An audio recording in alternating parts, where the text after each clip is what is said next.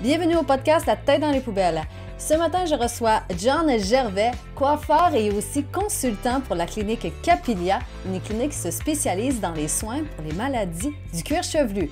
Donc, nous discutons d'andropécie, androgénétique et j'espère que vous allez en apprendre beaucoup sur votre tête.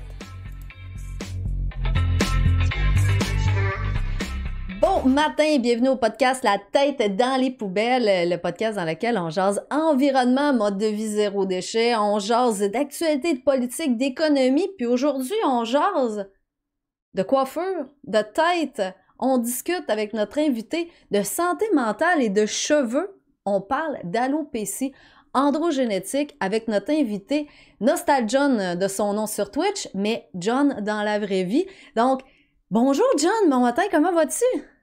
Bon matin, ça va super bien. Je suis excité d'être dans un podcast. Ça fait tellement longtemps que je n'ai pas fait de podcast, puis la fois que tu m'as invité, je fais comme, OK, c'est vraiment genre, c'est le temps d'y retourner, d'être devant un micro, puis juste de jaser finalement, d'avoir des discussions intéressantes. Fait que ça va super bien, toi? Moi, c'est... écoute, je suis énervée. J'aime ça les jeudis parce que justement, on a l'occasion de faire soit des podcasts ou des Photoshop Battles sur la chaîne. Fait que c'est intéressant. C'est tout le temps quelque chose de nouveau. C'est tout le temps quelque chose d'exceptionnel. Moi, j'aime ça, les événements spéciaux. Fait que voilà, aujourd'hui, je suis bien hype, si on peut utiliser le terme anglophone sur Twitch. Mais je suis vraiment contente d'être là. Puis en même temps, c'est un sujet que je ne maîtrise pas du tout. C'est un sujet... Ah ben, moi non plus. Moi non plus, on y va au hasard, là. Bon, c'est ça. Matin, on a tiré un des 20, puis on a dit « Ah, ben 20, c'est un expert. » On a été chercher sur Twitch. Lui, il sait pas de quoi il parle. Fait qu'on va l'inviter au podcast. On essaye. On essaye. Gros dossier. C'est ça.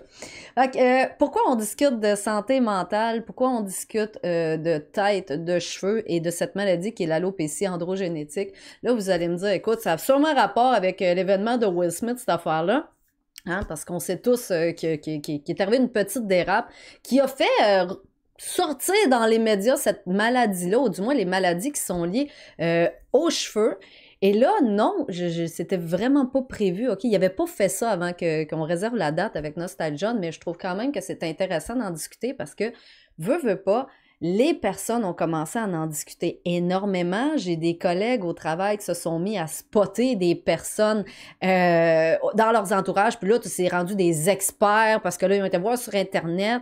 Mais toi, dans la vie, c'est ça ton métier. C'est ça que tu fais à tous les jours. Tu es vraiment quelqu'un qui est qualifié pour aider ces personnes-là. C'est pas juste un happening, tout d'un coup, tu t'es parti de la coiffure, là.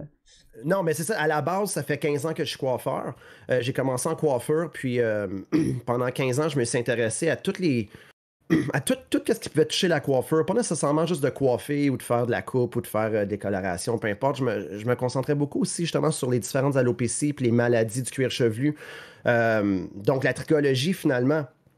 Et puis, ben, c'est ça. Là, après 15 ans, j'ai décidé qu'il était temps peut-être de commencer à faire un peu de changement dans ma carrière parce que travailler en coiffure, là, c'est super difficile avec le temps, faire des 12 heures, puis travailler 4-5 jours semaine debout. Ça paraît pas, mais c'est très difficile physiquement. Mm-hmm. Et puis, ben, j'ai eu la chance de faire la rencontre de mon mentor, finalement, qui se nomme Jocelyn Brazeau, que je salue, by the way, qui appartient à Capilia. Donc, Capilia, c'est une clinique médicale capillaire. Donc, je tiens vraiment...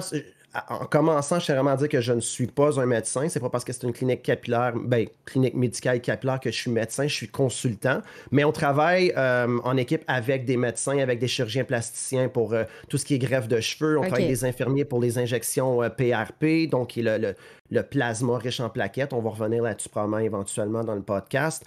Et puis, ça m'a toujours touché. J'ai quand même beaucoup de gens qui sont dans mon entourage qui sont touchés par l'alopécie androgénétique. J'ai connu des gens qui ont été touchés par la pelade. J'ai connu des gens qui ont été touchés par l'alopécie aérata, comme justement Jada Pinkett Smith, qu'on a vu là, dernièrement. Là, le fameux scandale de Will Smith. C'est moi, Cindy, qui a appelé Will, qui a dit « Hey, là, Will, t'es redonné une claque à Chris, comme ça va créer un sujet pour Cindy qu'elle m'invite dans son podcast. » Ouais, c'est ça, tu sais. Fait que l'événement, au fond, nous, on est opportunistes, on a rebondi là-dessus, puis on s'est dit « Mais on va en parler de ce sujet-là. » Tu sais, pourquoi pas démystifier le vrai du faux à l'intérieur de ce scandale-là, finalement, qui est arrivé, là. Donc, pour terminer, c'est ça. Fait que là, maintenant, je suis rendu 2 jours semaine en salon. Donc, c'est pour ça aujourd'hui, je t'habille un peu plus, comme qu'on dirait, street style, parce que je suis en salon les jeudis. Par la suite, je m'en vais travailler.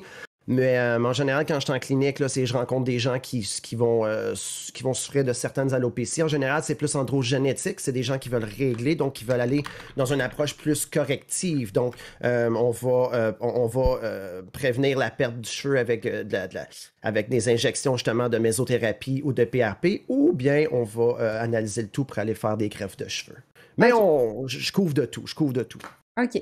Là, c'est sûr que tu as parlé de plein d'affaires, puis moi, je suis un petit peu Ouais. curieuse de savoir, parce que je sais que tout ce qui touche à la tête, c'est quelque chose qui est très important au niveau de la santé mentale de plusieurs personnes, notamment les femmes, même si l'alopécie va toucher un peu plus, je pense que c'est 20% des femmes qui sont touchées versus les hommes, mais euh, pourquoi toi, comme coiffeur, quand tu es allé là-bas, là, tu sais, puis là, je sais qu'on va Ouais. revenir là-dessus, puis on s'étend, mais toi, comme coiffeur, est-ce que tu pensais devenir un psychologue quand tu as commencé à couper des cheveux?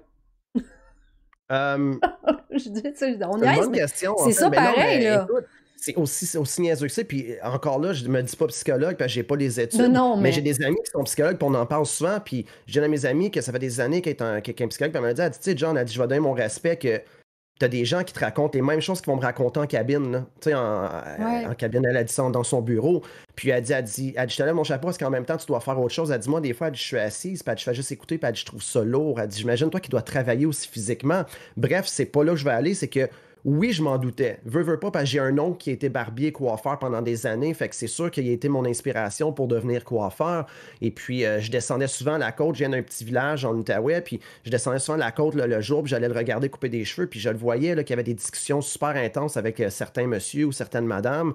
Et puis, je me suis rendu compte assez vite que tu pouvais avoir vraiment une certaine relation avec chaque client, puis c'est une relation Mhm. vraiment unique avec chaque personne, puis c'est ce que je trouvais vraiment cool à la base. Avant le côté artistique de la coiffure, c'était le côté très, très humain qu'il y avait avec la coiffure, avec le client, pardon, qui m'intéressait beaucoup. Fait que oui, je m'en doutais, mais est-ce que je me doutais d'entendre des histoires aussi intenses au courant de ma carrière? Non, écoute, j'ai rencontré toutes sortes de gens, j'ai été un peu partout, j'ai voyagé beaucoup aux États-Unis, en Europe, puis j'ai rencontré des gens de toutes sortes, puis c'est super intéressant, mais il y a des histoires qui sont très pesantes, puis en effet, je m'attendais pas à me faire raconter des histoires là, aussi farfelues, mais aussi tristes aussi par bout, aussi dramatiques. Ouais, parce que, tu sais, je parle par expérience, moi, que cliente, là, je suis pas une grande cliente de la coiffeuse, mais je sais qu'on a une certaine fidélité avec notre coiffeur, non seulement parce que cette personne-là s'occupe de notre tête et on y fait confiance à 100%. Donc, quand on Absolument. parle de notre tête, c'est si tu me mets n'importe quoi dans la tête, tu vas me scraper la tête, tu vas me scraper les cheveux, tu peux peut-être briser bien des affaires, genre, puis là, je vais me ramasser plus de cheveux, je vais me ramasser triste, je vais avoir une mauvaise estime de moi. C'est ça, mais c'est aussi quand je m'assis sur la chaise, la personne avec qui je vais parler, la personne avec qui je discute, ben non seulement elle me connaît, mais elle connaît aussi des fois un passé qui est lourd, un présent imparfait, ou même elle va te questionner sur ton futur. Tu sais, des fois, ça va même aller, genre, ça va pas bien avec mon chum, qu'est-ce que je devrais faire? Hey, c'est pour ça que je dis, pensais-tu faire autant de psychologie en t'en allant dans ce métier-là, tu sais? Ben, grosso modo, je m'attendais pas que ça peut être autant psychologique que ça. Non. Mais je le savais qu'il était à avoir des discussions plus intenses, des fois, des discussions beaucoup plus drôles. J'ai des clients qui sont devenus des amis, que maintenant on va prendre des bières ensemble. Mais non, je m'attendais pas, là, pour ta question, grosso modo, non, je m'attendais pas à ce que ça soit autant psychologique. Puis même qu'à la fin de ma carrière, j'ai vraiment le goût d'écrire un livre sur différentes histoires qu'on m'a racontées qui sont Ah, comme ça je disais serait bon. tantôt, là. Moi, Ouais, je ça peut pense être que ça, vraiment cool. moi, je pense que ça serait bon. Puis sincèrement, je pense que je t'encourage à le faire. Non seulement pour démystifier le côté de ce métier-là, parce que souvent les gens vont associer la coiffure à la fameuse blague des grandes gueules de, je sais plus c'est quoi son nom malheureusement, mais elle faisait rire d'elle comme si elle avait pas d'études, comme si elle avalait rien, alors que non, c'est pas vrai, sincèrement, là, que cette Non, personne-là vaut rien, là. ça, c'est un mythe. J'ai des gens qui ont des doctorats, j'ai des gens qui sont à la base, qui ont des études en psychologie, qui sont rendus coiffeurs, j'ai des gens qui ont commencé à étudier dans le droit, puis qui sont rendus maintenant coiffeurs. C'est tellement, ça, c'est vraiment, c'est pas un mythe, mais c'est un préjugé de penser que les gens qui sont en coiffeur, que c'est des gens qui sont pas éduqués. Contrairement à bien d'autres gens, je crois qu'on est beaucoup plus éduqués sur plusieurs facettes plusieurs facettes en fait de différentes choses, que ce soit en psychologie, que ce soit justement en coiffure, tu sais, je veux dire, c'est très manuel, C'est artistique sur aussi. l'approche client, c'est très artistique, faut connaître aussi la business. Fait que, écoute, on couvre tellement de points super importants que pour les gens qui pensent qu'on n'est pas éduqué, il faudrait revoir ça, en effet. C'est vraiment un préjugé. Ouais. Des préjugés, des stéréotypes qui sont liés à tout ça. C'est ça qu'on trouve un petit peu dommage. Mais dans beaucoup de métiers d'ailleurs, tu sais, ou encore que c'est associé juste aux femmes. Toi, t'es un homme,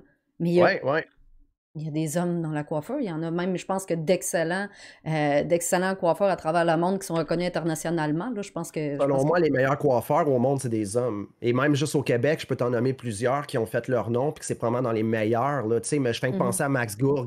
Max Gourg à Montréal, il a révolutionné le balayage à main levée. Puis ce gars-là, maintenant, il a fait plusieurs artistes Hollywood, puis il est excellent dans ce qu'il fait. Puis c'est un homme. Puis, tu sais, ce qui se passe, c'est qu'au Québec, il y a beaucoup, beaucoup de préjugés. Il y a beaucoup, beaucoup de... un homme, est-ce qu'un homme qui est en coiffure, il est homosexuel? Mais j'ai eu la chance de travailler aux États-Unis. J'étais allé à plusieurs villes, Chicago, New York, Los Angeles. Puis la plupart, je dirais 80% des hommes aux États-Unis qui sont coiffeurs, c'est des hétérosexuels. Fait que je remarque au Québec, il y a beaucoup encore là, de... la masculinité toxique qu'on aime appeler, là. Ouais, c'est ça. Là, t'es coiffeur, fait que t'es-tu gay? Puis ça, là, écoute, ça fait peut-être 5 ans là, qu'on me pose plus la question, mais auparavant, là, dans mes débuts, avant que je sois connu en région, là, on me posait souvent la question là, straight, là, c'était est-ce que t'es gay? Puis j'étais comme, mais c'est quoi le rapport? Tu sais, puis c'était beaucoup de femmes, autant d'hommes que de femmes. Puis j'ai demandé à la femme, tu joues au golf? Elle me dit, ouais, mais t'es-tu lesbienne? Tu sais, je veux dire, ça n'a pas rapport. Pas parce que tu joues au golf que. C'est quoi cette question-là? Je le sais, mais je me le faisais poser straight pour le début. J'étais comme, voyons donc, on ose poser ces questions-là. C'est pas ça qui est important en ce moment. Fait que, écoute, c'est tellement vaste la coiffure, on va pouvoir en jaser. On pourrait en jaser 3 heures de temps, puis on n'aurait pas terminé. Là. Non, c'est ça. Nous, au fond, aujourd'hui, on veut démystifier vraiment l'aspect de la santé mentale, mais je trouve ça quand même le fun de faire le tour un petit peu de ton C'est super passé. correct, je trouve ça vraiment intéressant. Ton passé, ton présent, t'es où, tu t'en vas où, qu'est-ce que tu fais avec ça? Là, tu nous as expliqué, au fond, qu'est-ce qui t'a amené à faire, à t'en aller dans la spécialisation des maladies du cuir chevelu. Là, Ouais. on parle d'alopécie androgénétique. C'est quoi exactement? Écoute, il y a plein de volets à ça. Moi, j'ai lu qu'il y avait, bon, la fameuse calvitie masculine qu'on comprend, Ouais. puis juste pour le dire, les hommes, la calvitie, c'est comme la cellulite.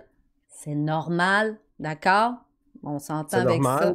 Oui, normal. vraiment, mais on est quand même dans un monde, là. Est-ce que tu avais terminé? Parce que je ne l'ai pas te couper, là. Oui, Moi, ça m'excite de parler de ça. Fait que des fois, faut que tu fasses OK, 30 minutes, j'ai pas terminé, là. Ben, en fait, l'alopécie androgénétique, c'est la forme, ben, en fait, c'est l'alopécie, la forme la plus courante de la perte de cheveux qu'on va retrouver. Puis en moyenne, 70%, guys, c'est beaucoup. Des hommes sont touchés entre 30 et 40 ans. Puis plus que les années avancent, on se rend compte que les hommes commencent à être touchés par l'alopécie androgénétique de plus en plus jeunes. Oui, j'ai vu Donc ça. souvent, c'est fou, en clinique, là, de plus en plus, j'ai des hommes, des jeunes hommes de 20-25 ans qui viennent nous voir et qui veulent des greffes de cheveux. À 20 ans, je ne peux même pas faire de greffe de cheveux encore, tu sais, pour plein de raisons, là. En tout cas, ça, c'est plein de raisons qu'on ne pourrait pas rentrer dans les détails. Donc, je commence à trouver ça triste parce que je trouve que plus qu'on recule, plus qu'on avance dans le temps, ben, plus que l'alopécie touche de plus en plus les gens, les hommes ou même les femmes de plus en plus jeunes. Oui, je lisais 20% des femmes sont atteintes d'une forme de calvitie ou d'alopécie, justement. C'est plus rare, mais c'est quand même quelque chose qui est de plus en plus fréquent, là. Absolument. Puis il y a autant, moi pour ma part en cabine, quand je dis en cabine, ça veut dire en clinique, je dirais là, que c'est mon pourcentage d'hommes-femmes qui viennent me voir pour l'alopécie androgénétique, là, on n'est pas loin de 50%. Là. En général, c'est une personne sur 2, ça va être une femme. Ou bien un homme, peu importe. Là. Puis ça m'a quand même frappé parce qu'au début, je pensais, pas travailler, mais je pensais que rencontrer des hommes ou presque, puis je me rends compte au bout de la ligne que non, il y a autant de femmes qui sont affectées, puis les femmes, ils ont autre chose qui peuvent être affectées, dont justement qu'on va en parler tantôt, là, l'alopécie.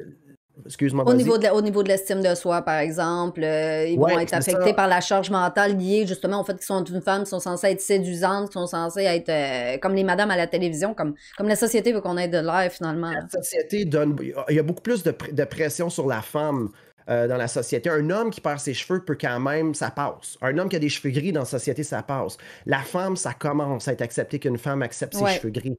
Pourtant, encore une fois, ça ne l'est pas. Une femme qui a une repousse et qui a un cheveu gris, pourquoi que c'est pas encore accepté? Mais on regarde Richard Gere à Hollywood, on regarde, écoute, tous les acteurs là, qui sont rendus un peu plus vieux, là, pourtant, c'est des hommes qui semblent, qui sont des modèles, qui ont de l'argent, qui sont sexy. beaux, qui ont les cheveux gris sexy. Pourquoi qu'une femme aux cheveux gris ne serait pas sexy? Pourtant, double standard, tu sais. Double standard, exactement. Fait que les femmes, oui, malheureusement, sont touchées sur plein d'autres facettes, pas juste à cause de l'alopécie en tant que telle ou l'alopécie diffuse qui est justement l'effluvium télogène, comme qu'on parlait là, des derniers jours, moi et toi. Il y a aussi les femmes qui vont être touchées par l'alopécie androgénétique. C'est quand même 20% des femmes, mais 20%, là, c'est beaucoup quand même. C'est beaucoup. Oui, Là, c'est quand même. 20% sur la Terre entière, il faut faire le compte. C'est beaucoup de personnes. Là. Moi, ce que je trouve fascinant par rapport à ça, justement, tu sais, si on veut rebondir là-dessus, tu sais, oui, il y a des clients hommes, il y a des clients femmes, il y a les standards de la société. Puis, tu sais, j'en ai déjà parlé justement durant un de mes streams, j'expliquais, j'ai dit, ça, j'ai dit, vous autres, les hommes, je dis, on dirait qu'un peu comme le vin, avec l'âge jusqu'à un certain moment, tu sais, vous devenez mature, vous devenez meilleur aux yeux de la société, vous êtes plus beau, vous êtes plus carré, vous avez une barre, On est plus homme. Tu vois, vous êtes plus homme, entre parenthèses, avec des gros guillemets. Puis nous autres, les femmes, on dirait qu'à partir de l'âge de 35 ans, on a une date de péremption, puis qu'après ça, c'est comme on n'est plus... on sort de ce qu'on appelle communément le meat market. On n'est plus le the thing. On n'est plus intéressante au niveau, même au niveau des caméras, au niveau de la télévision, au niveau même, à la limite, je dirais Twitch pour faire une blague là-dessus. Mais oui, on dirait que justement, on a une date de péremption qui est beaucoup plus loin pour l'homme dans ce que je parle, dans les standards de société. Là. Ben, je suis totalement d'accord. On a eu cette discussion-là, moi, ma copine, elle a 34 ans, elle a 2 enfants, puis on a eu justement cette discussion-là, puis on parlait justement, comme on comparait justement les cheveux. Ma blonde, Jade, elle a les cheveux comme foncés, mais elle a vraiment comment dire, des mèches qui partent là, vraiment du fond jusqu'en bas. Là. Ben, c'est plein de mèches blanches, mais les gens pensent que je lui fais des mèches, mais non, c'est juste le fait que je suis coiffeur, ils pensent que c'est moi qui lui fais ça, puis c'est pas naturel. C'est comme c'est beau tes cheveux. Mais si je vous dis que c'est naturel, que c'est pas des mèches, c'est aussi beau. Puis les gens, ben, ils répondent pas en général, mais c'est comme, oh oui, c'est aussi beau, mais sincèrement, je ne crois pas que quand les gens aiment qu'à savoir que c'est naturel, ils disent, ah, elle s'occupe-tu d'elle ou elle s'occupe pas de elle. C'est gros de dire ça, mais c'est encore, on est encore dans ces stéréotypes-là, mais c'est pas un stéréotype, c'est dans des préjugés. C'est des préjugés, c'est ça. Ou est-ce que la femme qui a le cheveu gris, tu sais, ça passe moins bien, tu devrais te liner tes cheveux pour avoir de l'air plus jeune, puis pourtant, une femme qui s'accepte comme qu'elle est, moi, je trouve que plus que ça vieillit une femme, moi, je trouve que c'est beaucoup plus beau, personnellement, parce que c'est encore plus confiant. Mais bref, oui, tout ce qui est le cheveu et le côté, comment je pourrais dire, pour la femme, bref, c'est juste, je pense qu'il y a une plus grosse pression dans notre société quand on parle de chevelure. Ouais, OK. Fait que toi, parce que, tu sais, je dis ça parce que, tu sais, il y a des phénomènes hormonaux qui vont accentuer différentes maladies du cuir chevelu. Du cuir chevelu, du cuir chevelu, pardon. Ouais. On va parler de la puberté, on va parler de la maternité, on va parler de la prémonopause, on va parler de la ménopause. On parle tous de problèmes typiquement féminins qui sont autour de 35, 40 et 45 ans à peu près, tu sais. Même un petit peu plus tôt si vous avez eu des enfants. Moi, personnellement, j'ai eu mes enfants à 24 ans. J'ai eu ma première perte massive de cheveux 24 ans. Quand mes enfants sont nés, parce que j'avais le double de cheveux de ça avant d'avoir mes enfants. Et là, je me retrouve à être comme n'importe quel être humain. Comme n'importe quel être humain. Et qu'est-ce que je me trouve à faire? C'est que je vais aller voir les vitamines, les suppléments alimentaires. Je vais aller voir un médecin, un coiffeur. Qu'est-ce que vous pouvez faire? Puis je me dis, ben voyons donc à quel point c'est devenu rapidement m'affecter, tu sais, tout ça, là. Pourtant, la question, c'est pourquoi que ça t'affecte? C'est ça la question surtout. Est-ce que ça t'affecte toi parce que tu veux des cheveux ou ça t'affecte parce que tu sais que le regard des gens dans notre société va t'affecter? Ça, c'est une autre question qu'on se pose souvent là, quand je parle avec mes clientes, tout ça, puis whatnot, avec les couleurs de cheveux, les coupes de cheveux, que tu ailles les cheveux courts, que tu ailles les cheveux longs. Mais au bout de la ligne, il y a beaucoup dans ce que tu viens de nommer. Il y a beaucoup de choses qu'il ne faut pas oublier que des fois, les hormones, tout ce que le corps peut faire aux cheveux, on n'a même pas encore de réponse nécessairement. Pourquoi que les hormones vont jouer là-dessus? Pourquoi qu'il fait que ton cheveu, il tombe? En fait, le fait que tu perds ton cheveu après qu'une femme aille accoucher, souvent on pense que c'est un dérèglement des hormones. Au bout de la ligne, non. Parce qu'en général, quand on fait, admettons, quand on a une chute de cheveux soudaine, souvent que ça soit, ça peut être une alopécie diffuse, ça peut être, mettons, l'effluvium télogène chez la femme, par exemple, OK? Ça peut être souvent créé par un stress, ça peut être créé par un accouchement, une fausse couche, une intervention chirurgicale. Écoute, il y en a mille et une. Là, juste des fois, c'est un choc violent. Que tu vis un décès, que tu vis, mettons, un accident, quelque chose, tu peux voir une grosse perte de cheveux. En général, ça revient. Ça revient seul avec le temps. C'est pas quelque chose que... Si quelqu'un me dit, moi, j'ai vécu beaucoup de stress dernièrement, puis il n'y a rien d'autre quand que je fais mon bilan médical avec la personne, il n'y a rien d'autre qui rentre en compte, mais souvent, ce qu'on fait, c'est qu'on peut lui offrir certains traitements pour aller vraiment booster, qu'on appelle le cheveu, qu'on peut aller nourrir le cheveu, puis lui donner un boost au follicule pileux pour que le bulbe soit plus fort, puis revenir plus fort. Mais c'est pas un shampoing qui va régler ça en pharmacie, là. Il n'y a pas de shampoing qui va régler ça. Les shampoings, en général, c'est pour la tige. Voyez un peu vos cheveux comme une plante. C'est la même chose. C'est souvent, tu sais, on va s'occuper de Si vous comparez les cheveux et les plantes, là, après le podcast, vous allez peut-être commencer à avoir un peu plus de... Vous allez être capable de faire peut-être des... Il y a des feuilles mortes, là. Oui, c'est ça, c'est similaire. Mais au bout de la ligne, c'est ça, quand on parle, mettons, de fausses couches et tout ça, puis qu'on perd nos cheveux par la suite, souvent, c'est des chocs. Fait que ça va revenir seul. La raison, par contre, qu'une femme peut perdre, mettons, ses cheveux après avoir accouché, ça, j'ai su ça fait peut-être 1 an. C'est super intéressant. Parce que souvent qu'on vit un stress, OK? Donc, les fluviums télogènes, on vit un stress. La perte de cheveux, ça ne fait pas directement le lendemain. Ça peut prendre de 3 à 4 mois avant de perdre le cheveu de ce stress-là ou de peu importe ce qui s'est passé. Donc, la raison que tu as perdu tes cheveux ou tu peux avoir perdu des cheveux, parce que je m'abuse, tu as accouché, toi? Moi, j'ai accouché 2 fois. J'ai passé à travers ça fait longtemps, mais oui, tu peux prendre mon exemple, par exemple, ça va être correct. Mais blâme pas tes hormones après avoir accouché d'avoir perdu tes cheveux. Blâme ton enfant. Mais en même temps... C'était la faute à mon enfant! Oui, blâme ton enfant, puis en même temps, c'est correct parce que grâce à toi, ton enfant, il a des cheveux. Parce que ce qui se passe, c'est qu'au 6e mois de ta grossesse, l'enfant, il va prendre toutes tes vitamines nécessaires pour créer ses propres follicules pileux à lui.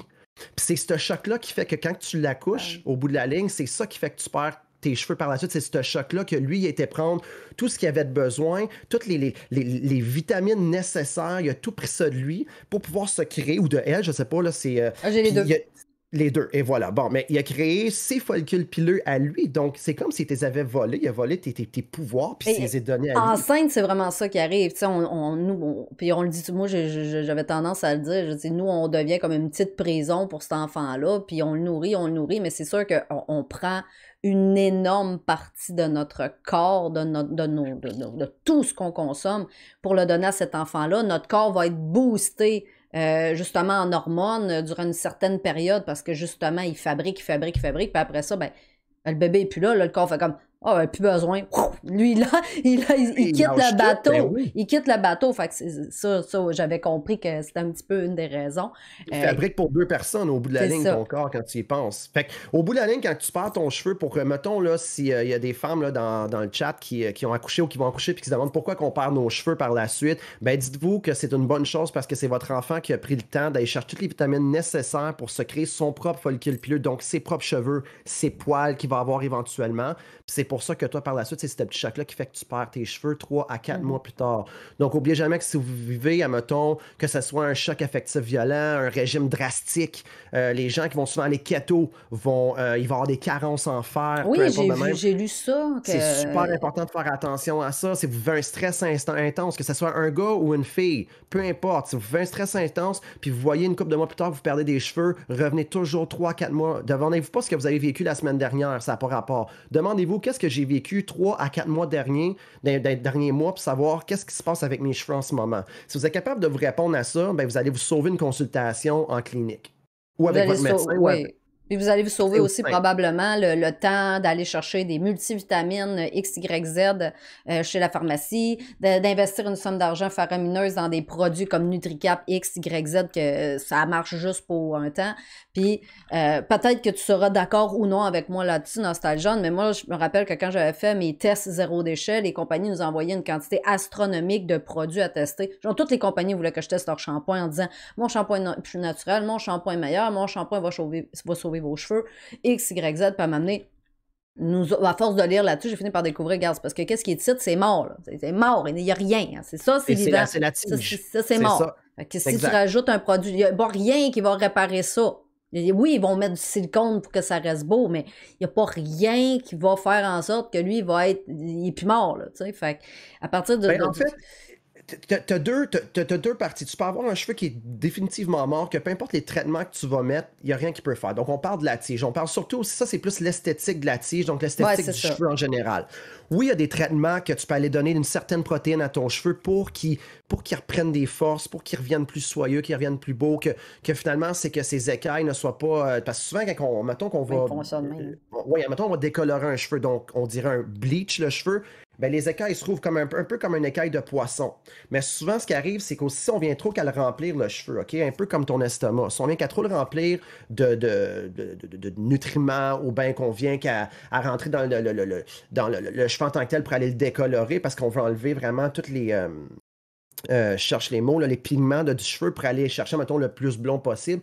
Ben, c'est pour ça, là, à longue, c'est qu'il vient qu'il gonfle. J'essaie de vous montrer que mes doigts, là, ils gonflent. Puis l'autre, c'est qu'il fait juste éclater. Comme un gros ballon. Ça, quand il éclate, tu sais, mettons qu'un cheveu est rendu très poreux, il est rendu un peu comme un spaghetti, puis éclaté, souvent, il n'y a pas grand-chose à faire là. Il n'y a pas grand shampoing qui va ramener ça. Moi, pour aller travailler avec des shampoings qui se vendent à 100$ la bouteille, à des shampoings qui se vendent 20$ la bouteille, en général, là, sincèrement, je vais vous le dire, je n'ai pas vu des grosses différences. Puis je sais qu'il y a beaucoup de coiffeurs, j'ai eu des discussions très, très, très, très, très chaudes avec différents coiffeurs, qu'eux ne sont pas d'accord. Moi, je crois que rendu là, ce n'est que pour le nom et pour la bouteille que vous payez. Mais il faut faire attention, des produits en pharmacie, on retrouve beaucoup de polymères, on retrouve des silicones qui ne sont pas diluables à l'eau. Donc, à long terme, c'est très, très néfaste pour le cheveu. Donc, ce qui est important dans les salons en général, c'est que vu que c'est fait quand même pour les professionnels, tu sais, on va retrouver des silicones qui sont bons. Il y a quand même au-dessus des trentaines de silicones qu'on peut retrouver dans différents shampoings, puis il y en a peut-être 3 ou 4, si je ne me trompe pas, qui sont diluables, qui vont être solubles à l'eau, donc ils vont se diluer à l'eau. Donc la raison que ce silicone-là qui va donner une brillance, c'est correct qu'il soit là, parce que quand tu vas les laver le prochain coup, il va diluer, ça, il s'accumulera pas. Il s'accumulera pas. Fait que c'est la raison que les gens se sont comme moi, mais moi j'utilise du Dove. Fait que quand j'utilise mon Dove, mon cheveu, il reste toujours beau, puis il est toujours comme... il est brillant, il a une belle brillance, il est doux, c'est normal. Ajoute un silicone sur ta main, puis fais comme... Arrête pas de mettre différentes couches. C'est normal que ça va être beau, mais quand tu vas vouloir l'enlever, par contre, t'es fait. Tu sais, fait qu'il n'y a plus rien qui va partir de là. Fait que, pour revenir aux produits, est-ce qu'il y a des produits qui réparent des cheveux? Est-ce qu'il y a des produits qui vont faire en sorte qu'on ne perdra pas nos cheveux? Il y en a, mais pas dans les shampoings, non. Un shampoing, c'est un accessoire pour ton cheveu. Fait qu'au fond, les gens, ce qu'on essaie de dire aujourd'hui, c'est d'un point de vue économique et écologique, arrêtez d'investir dans 50 millions de produits différents. Ça vaut pas la peine. Non seulement vous allez gaspiller votre argent, mais votre estime de soi ne sera pas nécessairement plus élevée. Là. Rendu là, on peut revenir un petit peu à la question que tu as dit tantôt. Pourquoi tu as besoin de ça? C'est ça, c'est l'aspect de trait. Qu'est-ce qui fait que tu as besoin de ça? Qu'est-ce qui fait que tu as besoin de te colorer les cheveux? C'est correct. Puis ceux qui choisissent de se colorer les cheveux, si ça les aide, si ça augmente leur confiance en eux, c'est la même chose que se mettre du maquillage ou whatever. Si ça te fait du bien, tant mieux. Mais si tu t'en sers comme d'une béquille, il faut quand même aller voir plus profondément aussi pourquoi ça fait ça. Ouais, à la base des cheveux, aujourd'hui, on utilise ça plus comme un côté esthétique pour la personne. Puis ce qui arrive aussi, c'est qu'on est tellement dans un monde superficiel avec les réseaux sociaux que c'est important d'avoir des cheveux toujours, je dirais, sur la coche, comme qu'on dit. Il faut toujours qu'ils soient parfaits. Puis surtout chez la femme, c'est une demande qui c'est encore une pression de plus. Avec les filtres pour les cheveux. Ben oui, c'est ça. Tu es sur les réseaux sociaux, tu le sais, toi, hein, sûrement que tu le vois. Là, tu as sûrement une certaine pression toujours bien paraître parce que là, tu vas prendre une photo pour Instagram, pour Twitch, pour Twitter, pour Facebook. Fait que se colorer les cheveux, il n'y a aucun problème. Même que maintenant, il y a des colorations qui sont super bonnes pour les cheveux, qui vont être très tendres pour le cheveu. C'est plus autant néfaste pour le cheveu. Mais moi, ce que je vous conseille, si on revient au shampoing, allez au moins voir votre professionnel pour un bon shampoing à la base. Puis souvent, ce que je conseille maintenant, puis je me rends compte en travaillant en clinique, c'est que souvent les produits naturels vont faire beaucoup plus de bien pour quelqu'un qui va souffrir d'alopécie parce qu'on va retrouver certaines vitamines, on va retrouver aussi des ingrédients actifs qu'on appelle qui vont vraiment aider à peut-être aller un peu plus nourrir ton bulbe, donner un peu plus de vitamines à ton bulbe. Fait que les produits naturels, plus que j'avance dans ma carrière, plus j'y crois. Moins qu'on a besoin de technologie dans un shampoing. On a juste besoin d'avoir les bons ingrédients qui sont mélangés ensemble. Parce que, tu sais, ben, avec l'avènement justement des mouvements, du retour des produits naturels sur le marché, de l'événement justement que là, on a des produits en barre qui reviennent. Là. Il y a plusieurs compagnies Ouais. qui ont diminué sur emballage, on revient aux produits en barre, on revient aux produits pour les cheveux plus naturels. Là, on parle vraiment de mélange de bons ingrédients plutôt que de céramide technologie T6 3244 plus ci, plus ça. Puis là, vous allez voir, vos cheveux vont être écœurants. Mais on dirait que de l'autre côté, tu as la même compagnie qui travaille à faire une bonne combinaison des mélanges pour justement faire en Oui, sorte que on ait moins de produits toxiques dans l'environnement, moins de oui. produits toxiques finalement dans notre corps d'une certaine façon, mais également à long terme de faire une certaine de faire une certaine économie parce que tu n'auras pas besoin, si tu vas tout chercher là, tu n'auras pas besoin d'aller chercher nécessairement dans tout Exactement. ailleurs, dans 50 autres produits. Là. Exactement, parce qu'il y en a, écoute, il y en a tellement de produits coiffants, là. Je suis coiffeur, puis je les connais pas toutes. Puis c'est incroyable comment est-ce que la plupart, tu remarqueras, ils sortent un produit, puis un mois, 2 mois plus tard, les mêmes compagnies vont sortir le même produit avec la même technologie, mais bizarrement, il y a quelque chose de différent que là, tout d'un coup, là, ça va faire des flemèches dans tes cheveux. C'est au bout de la Des ligne, là. paillettes. Ouais, c'est ça, comme c'est fou la technologie qu'ils essaient de faire, puis c'est normal, ils veulent vendre. Mais concentrez-vous sur des bons produits avec des bons silicones, des produits naturels. Je pense à Therapomédic, Capilia maintenant qui appartiennent, donc pour qui je travaille, appartiennent Therapomédic, qui est excellent. Même dans des produits professionnels en salon, j'aime beaucoup Purologie, qui est sans parabènes, sans phosphate, qui est des très très bons je pense, mettons, le Hydrate, OK, là, qui a réglé beaucoup Je connais des gens qui faisaient beaucoup de pellicules sèches ou ben, des cuirs chevelu très, très secs. C'est un produit qui a vraiment changé la vie de bien mes clients là-dedans. Là. Il y en a qui ont plus le cuir chevelu qui pique ou bien ils ont plus le cuir chevelu gras, ben pas gras, sec, pardon, ou qui ont de la pellicule sec qui tombe beaucoup. Fait que, tu sais, il y en a des bons produits, il faut faire attention, mais faites juste attention, informez-vous avant d'en acheter un. Faites vos recherches, c'est vraiment important. Mais encore une fois, vous n'allez pas mourir d'utiliser des mauvais produits. Ça serait vous mentir. Non, c'est ça. C'est sûr qu'il faut comprendre, puis il y en a comme la tablette regorge de produits. Sky's the limit. Non, c'est ça, c'est assez épouvantable. Puis même au niveau des salons de coiffeurs, il y a des affiliates avec Redken, il va y avoir des affiliates avec L'Oréal, il va y avoir des affiliates avec, mon Dieu, je pense que j'en oublie, là, tellement il y en a. Ben, Mais écoute, faut penser à Redken et à L'Oréal, qui sont temps. les deux qui me proviennent à l'esprit rapidement, mais même les salons de coiffeurs sont affiliés après ça. Là, on parle aussi, paraîtrait-il, selon certains nutritionnistes, Ouais. mais c'est encore sous évaluation encore, parce que ça a l'air d'être un sujet, on dirait qu'il n'y a pas de fin, dans le sens qu'il y a encore des recherches qui sont faites par rapport à tout ça. L'alimentation aussi, ça pourrait être un facteur clé selon ce que j'ai lu, pour l'alopécie, pour la perte de cheveux, pour tous ceux qui ont des problèmes. Ça pourrait avoir un impact, ou ralentir du moins, ou contribuer aux produits que vous Ça faites. va pas ralentir, ça va peut-être aider à ce que ton bulbe en tant que tel, on n'a pas de visuel, puis ça aurait été difficile de comme mettre des visuels aujourd'hui, mais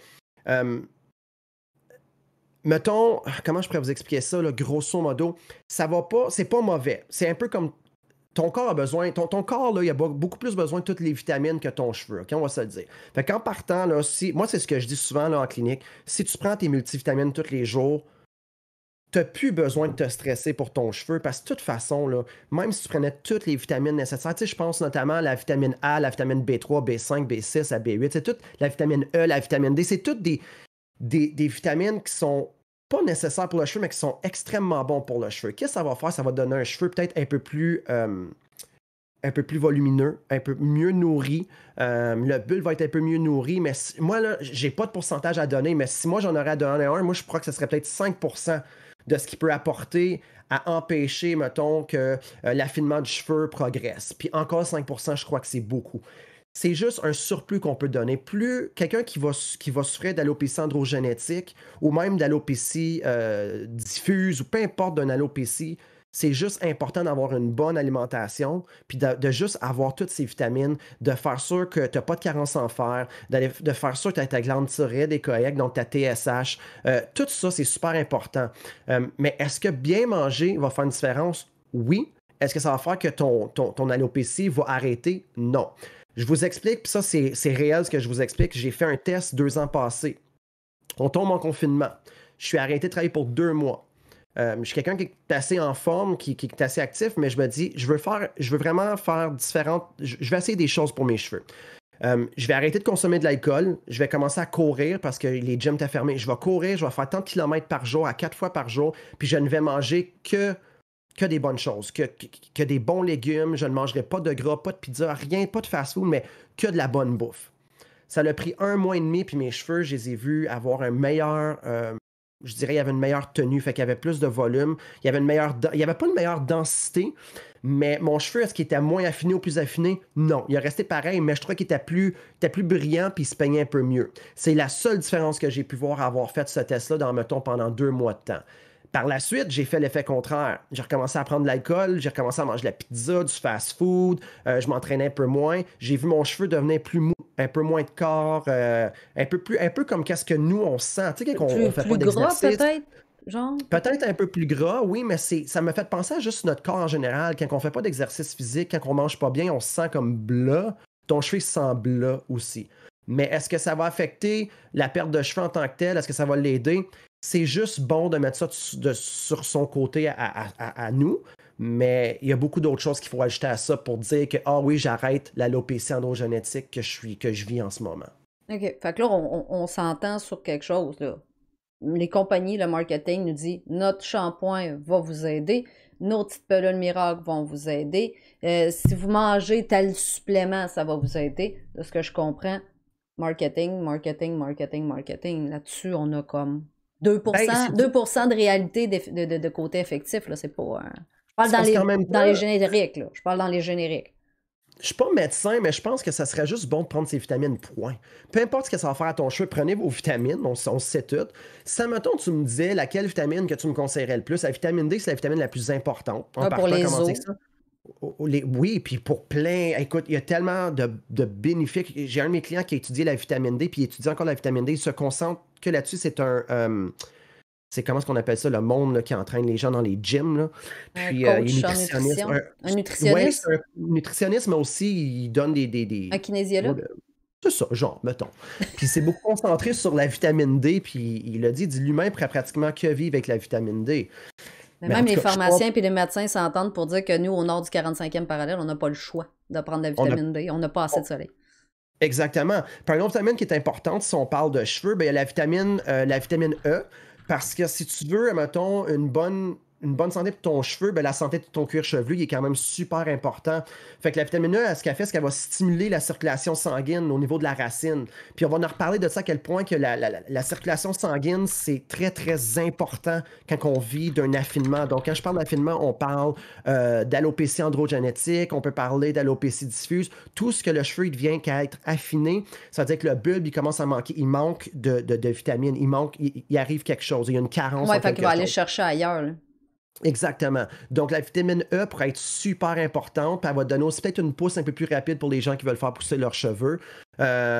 Puis, c'est ça, peut-être juste voir d'où est-ce qu'on peut retrouver la vitamine E, ce qui est vraiment excellent quand on parle de cheveux ou de perte de cheveux. Ça serait une vitamine il y en a d'autres qui sont super bons, mais c'en est une qui est quand même assez importante aussi. Question pour un champion, vite comme ça, et là, je sais qu'on s'éloigne un petit peu, mais est-ce que c'est vrai que quand on coupe les cheveux à la pleine lune, il repousse plus vite?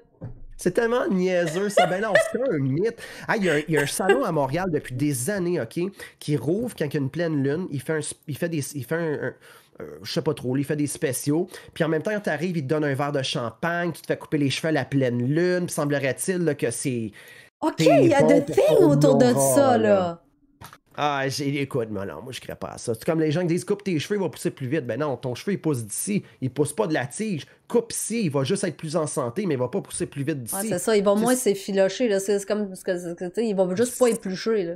C'est ça, il va juste être plus beau esthétiquement parlant. Ça va être bon pour la tige, mais ouais. Mais c'est un mythe, mais encore là, il y a beaucoup de gens qui ont profité de ce mythe-là pour en faire de l'argent. Puis c'est super correct, pourquoi pas? Tu sais, si on peut s'amuser avec ça. Moi, fait que toi, au fond, votre clinique offre pas de thérapie sous les cristaux lunaires pour améliorer le cuir chevelu, la pousse de cheveux. Elle fait pas ça. Non, parce que là, je te dirais qu'on vendrait des rêves dans ce cas-là. Tu sais, ça serait pas... non, ça serait... non, ça serait débile. Imagine qu'on vend ça en disant ça. Vous seriez riche? On serait riche, mais en même temps, on se ferait actionner de l'autre bord, tu sais. Ça, Parce qu'il n'y c'est... aurait pas de résultat, là. C'est ça, parce Parce que que je pense pas. vous êtes une clinique médicale, fait que vous êtes vraiment plus scientifique qu'ésotérique, d'où l'importance de Ouais. dire, écoute, c'est comme ça. Donc, ça, c'est sûr que c'est ça, justement.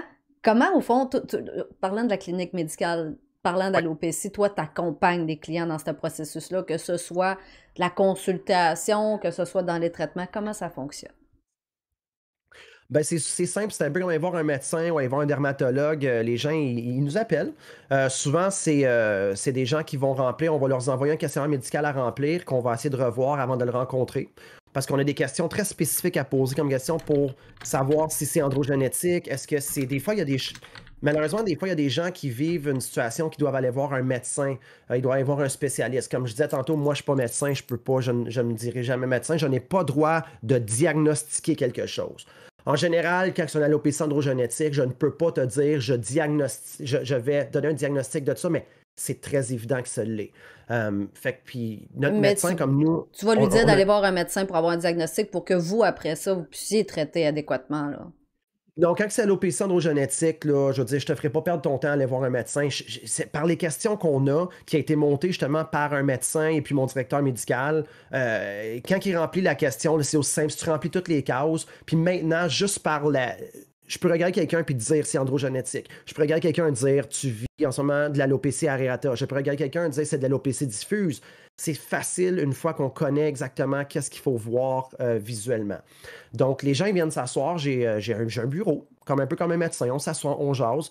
Je prends des photos, je regarde. Et puis par la suite, ben là, je lui propose différents. De un, je lui explique ce qui se passe avec lui que je peux vous expliquer si vous voulez. Donc, en général, je dirais que 90% de ma clientèle à moi qui vient de me voir, c'est pour de l'alopécie androgénétique. Parce que tout ce qui touche, mettons, l'alopécie areata ou ben, l'alopécie, l'effluvium télogène, ils vont venir nous voir, mais souvent aussi, ils vont être dirigés vers, vers quelqu'un d'autre dans la clinique qui va être spécialisé plus vers les problèmes de cuir chevelu. Les fluviones télogènes, est-ce que c'est ce qu'on appelle l'eczéma? Non, l'eczéma, c'est vraiment. Ça, tu vois, c'est justement ces gens qui vont rencontrer. Ça, c'est vraiment plus une maladie du cuir chevelu. Les phylum télogènes, c'est qu'est-ce qu'on parlait tantôt, que c'est un dérèglement du cycle capillaire qui se traduit par qui va se traduire par une chute de cheveux abondante qui est non localisée. OK. Ça dure normalement en 2 puis 4 mois, puis c'est causé par différents facteurs, comme je disais tantôt, des stress, des accouchements, bref, tout ça. Ou on appelle ça aussi l'alopécie diffuse, que c'est surtout les femmes qui vont vivre l'alopécie diffuse. Il y a des hommes aussi qui vont le vivre.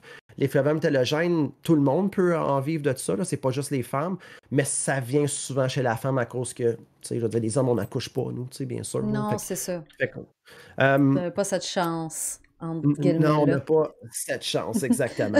Euh, bref, ce que je disais, c'est qu'on va expliquer exactement pourquoi que la personne vit d'une alopécie androgénétique. Donc, c'est quoi l'alopécie androgénétique? C'est que c'est héréditaire. En général, que ce soit ton père, ta mère, ton frère, ta soeur, ton oncle, ta tante, ton grand-père, ta grand-mère, on retourne jusque-là. S'il y a des gens qui ont perdu leurs cheveux, qui ont vécu d'alopécie, en partant, quelqu'un me dit « Ah oui, moi, mon père, il n'a plus de cheveux. Moi, mon oncle, il n'a plus de cheveux. » En partant, là, 50% de ma job est fait. Je suis presque assuré que c'est une alopécie androgénétique. Une autre façon que je peux vous expliquer pourquoi que je peux le savoir, c'est parce que souvent, il y a des gens qui commencent, que ce soit un homme ou une femme, c'est souvent les temporofrontaux devant ou le vertex à l'arrière. Je ne sais pas si vous voyez. Le vertex à l'arrière, on peut voir qu'il commence à être dégarni, on peut voir qu'il y a un affinement qui se fait, mais pourtant, les pourtours, ici, donc on va appeler ça la couronne hippocratique, est encore pleine, il y a encore plein de cheveux. Drette là aussi, ça me dit que c'est probablement androgénétique. Qu'est-ce qui cause ça? En fait, c'est que c'est la testostérone ou l'estrogène ou la progestérone, OK, qui se promène. J'aimerais tellement avoir mon petit bidule pour vous le montrer, puis je ne l'ai pas amené parce qu'il n'avait besoin en clinique, qui démontre vraiment là, toutes les différentes couches du cuir chevelu avec le cheveu. Mais donc, mettons là, que ça, c'est le cheveu, OK? Le cheveu, il pousse ici. Bien, en dessous, ici, on va avoir la progestérone, la testostérone, le sang qui va circuler. Par la suite, le cheveu va commencer à pousser. Puis, il y a comme une petite... Proche, mettons, de ton bulbe, il va avoir un enzyme qui va se situer là, qui va se mélanger avec la testostérone, qui va se mélanger ensemble, qui va devenir de la déhydrotestostérone, donc de la DHT. Ce qui fait que la DHT, grosso modo, c'est qu'elle accélère l'affinement du cheveu. Donc, en général, un humain qu'on dirait qui n'est pas atteint par tout ce qu'on vit, par la pollution, par tous les OGM et tout ce qu'on veut dans la bouffe, aurait des cheveux environ jusqu'à l'âge de 120 ans. OK, attends Mais un peu. Là, ce aujourd'hui, que tu es en train de me dire, c'est oui, qu'un homme qui a beaucoup de testostérone, donc une sexualité plus développée, a moins de cheveux. Fait que pas les hommes nécessairement, parce que chauves, non, c'est ça, c'est pas. Non, tu vois, je m'en vais où? écoute, j'ai eu beaucoup de réflexions à ça. Les gens qui vont découvrir leur sexualité plus jeune que d'autres, est-ce qu'ils vont avoir tendance à affiner plus tôt? Euh, j'ai pas de réponse encore à ça. Hey, C'est des c'est questions pas que. pire, hein? Est-ce que les Ouais. hommes qui ont des relations sexuelles plus nombreuses vont perdre plus leurs cheveux? Mais en fait, non, parce qu'il y a des hommes qui sont, ou des femmes qui sont juste pas atteints par la DHT. Il y a des gens, ce qui cause le fait que les gens qui vont affiner plus que d'autres, c'est juste parce qu'ils sont plus sensibles à la DHT. Donc, c'est OK. héréditaire. Mais je connais des gens là, qui ont 60 ans puis ont des cheveux là, plus épais que toi, Cindy. Là, c'est fou. Là, comme, tu sais, je Oh peux voir oui. que t'en as des cheveux. Là. Oh Il y non, en a à mais en c'est donner. ça. J'en ai pas tant que ça, contrairement à bien du monde que je connais autour de moi de Oui, l'âge que tu c'est as ça, nommé. on peut toujours se comparer. Puis, il y en a qui sont, c'est juste que il y en a qui sont plus sensibles à la DHT, tandis que d'autres qui ne sont juste pas sensibles. Est-ce que ça a le rapport avec si tu es plus actif sexuellement? Bon, non, moi je crois que non. Mais c'est toutes des choses qu'on veut revoir ensemble. On va s'asseoir bientôt. On se pose avoir un meeting avec mon directeur médical, le médecin et moi. Puis c'est toutes des choses que je vais aller voir. Parce que c'est des informations qui peuvent être très pertinentes à long terme de savoir ça.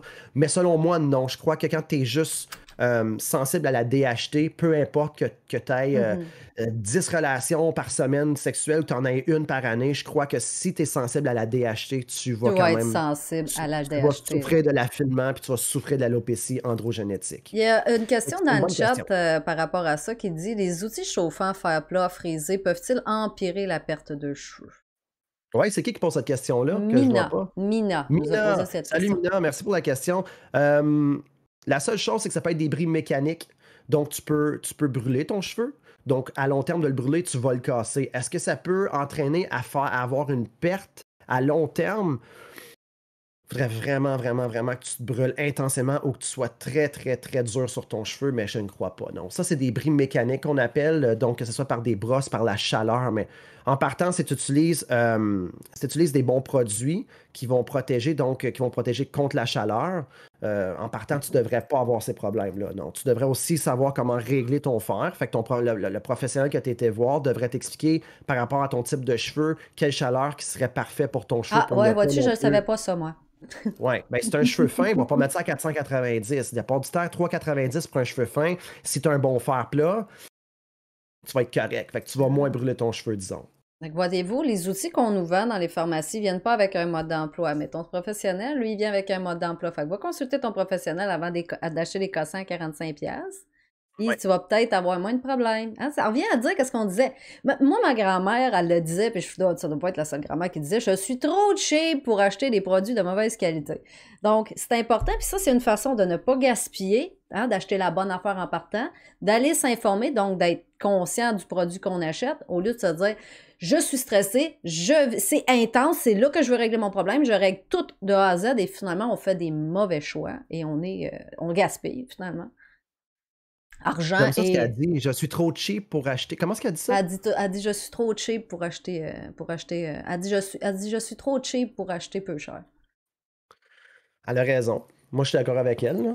Ouais, c'est bon. J'aime ça. Je vais essayer de garder ça. Elle, ce qu'elle faisait, c'est qu'elle se disait, ben, regarde, moi, j'économise, je vais acheter la bonne affaire, mais elle va me durer toute ma C'est ça. vie. Tu vas payer cher, mais il y a une raison qu'on paye cher pour certains produits. C'est D'autres ça. que non, mais bref, on ne rentrera pas là-dedans dans la Non, c'est ça, consommation. là, Là, c'est ça qu'on parce pourrait qu'on rentrer pourrait dans la aller loin. consommation. C'est sûr Mais, que le thème de la chaîne, le thème de la tête dans les poubelles, c'est de parler de consommation, d'environnement, puis de tous mais ces tu sujets-là. vois, Mais c'est c'est ça que ça. je te dis en coiffeur, on peut tellement aller vers, si on peut parler de la consommation, de la psychologie. Écoute, on pourrait parler des heures, puis on n'aurait pas terminé. Si on parle des produits, si on parle des produits coiffants, si on parle des produits capillaires, si on parle de la perte de cheveux, si on parle de coupe de cheveux, si on parle de produits pour colorer le cheveu, ça finit juste plus. Là, on pourrait en Non, parler non. longtemps. Fait que, Non, c'est ça. Aujourd'hui, on essaye de se concentrer, même si on divague un petit peu, parce que c'est toujours intéressant d'approfondir certains sujets, mais on essaye de se concentrer sur vraiment les problèmes d'alopécie. les Exact. trucs qui existent sur le marché, ça marche-tu pas, pour remettre en contexte ceux qui se joignent à nous. On est vraiment en train de discuter d'un sujet qui est lié à l'alopécie androgénétique, donc on a effleuré plusieurs sujets, mais on essaie de se concentrer sur ce sujet-là pour informer ceux et celles qui vivent de l'alopécie androgénétique, communément appelée calvitie, si je ne me trompe pas, parce que justement, c'était une autre des questions dans le chat. Calvitie. On appelle ça de la calvitie, mais le vrai nom, c'est alopécie androgénétique, pour répondre à ta question, justement, Steve. Ben, l'alopécie androgénétique, c'est ceux qui sont atteints par la DHT, qui est l'alopécie androgénétique. Comme je disais, on répète beaucoup les mêmes mots, mais c'est important. Tu as l'alopécie aérata, tu as l'alopécie diffuse. Il y en a différentes alopécies. Mais en grosso, alopécie veut dire perte de cheveux. Mettons. Okay. Même que je savais exactement ce que ça voulait dire alopécie. C'est un mot, je me souviens plus quelle langue exactement, là, mais bref, ça, j'ai un blanc de mémoire. Mais alopécie voudrait dire perte de cheveux, là, grosso modo. D'accord. Puis il y en a différentes là-dedans. C'est quoi les solutions, au fond, étant donné on parle de consultation, t'accompagnes, une fois que la personne, elle a été vue, la consultation est faite, on a le diagnostic qui a été posé, il y a des traitements qui existent pour ceux qui veulent aller plus loin. Donc, ceux qui décident qui ne veulent pas vivre avec ça, parce que comme on dit, il y a un gros cheminement psychologique à partir de tout ça. J'ai eu des témoignages dans le chat de personnes qui disent « Aujourd'hui, je vis bien avec ma calvitie. J'ai une coiffeuse qui m'a appris que c'était normal. Comme on disait plutôt, c'est absolument normal, en passant, de vivre la calvitie pour la plupart des hommes et même pour certaines femmes. Même que je lisais une étude dernièrement qui disait que plus ça va, moins les poils vont être nécessaires. L'évolution fait en sorte qu'on va probablement un jour perdre nos cheveux.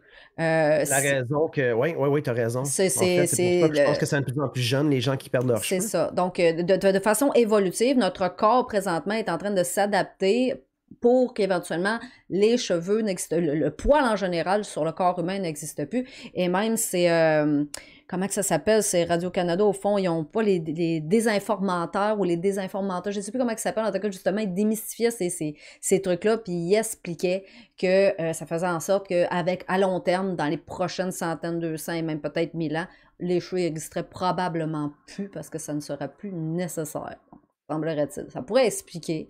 Mais encore là, ce sont des études, c'est de l'anthropologie, c'est tous ces trucs-là. Mais... Intéressant, j'aimerais ça être là pour voir. Ouais, non, j'aimerais vraiment ça être là pour voir. Fait que finalement, ce qu'on fait juste, c'est vraiment la roue, on va revenir à zéro, plus de cheveux, puis on va peut-être revenir avec des cheveux éventuellement. Ben oui, c'est quand même, on va devenir, plus tard, on va être des petits bébés, puis peut-être qu'un jour, on va tout accepter ça, puis ça va être la nouvelle chose, la nouvelle tendance, c'est qu'on va probablement se mettre des petits tatouages pour avoir des petites fleurs, puis des affaires comme ça, là, on sait pas. On est tous des Benjamin Button, c'est. Ben, c'est ça. On s'écarte un peu, mais quelles sont, c'est ça, les solutions? Au fond, toi, t'accompagnes. Pour la personne qui a passé par-dessus, toi, t'accompagnes. Oui. C'est quoi les traitements qui sont offerts présentement? Il y a différents traitements. Ce qui est important à savoir à la base, je pense que je vais commencer avec juste les gens qui n'ont pas rien à faire avec eux. OK? On va commencer ça. Donc, il y a différents traitements qu'on peut offrir. Mettons qu'on parle d'une femme ou d'un homme qui arrive, qui vit, surtout les femmes qui vont vivre une alopécie aérata, mettons, ou ce que on appelle ça la pelade. Donc, c'est des spots de cheveux, je vais dire ça de même, qui partent, puis on est vraiment sur la peau. Donc, c'est une maladie auto-immune. Puis ça, il y a des choses qu'on ne peut même pas encore expliquer de pourquoi que le corps agit de même. Il y a des gens qui vont... Des pare-boues, il y en a des gens que ça va repousser, d'autres que non. Souvent, ça, il y a beaucoup de gens qui vont... ils vont aller voir le professionnel de la santé, donc leur médecin ou bien leur médecin, bref. Pour eux, il y a des choses qu'on peut faire. Exemple, on peut faire de l'injection... l'injection plasma, mais les chances que ça fonctionne, c'est 50-50.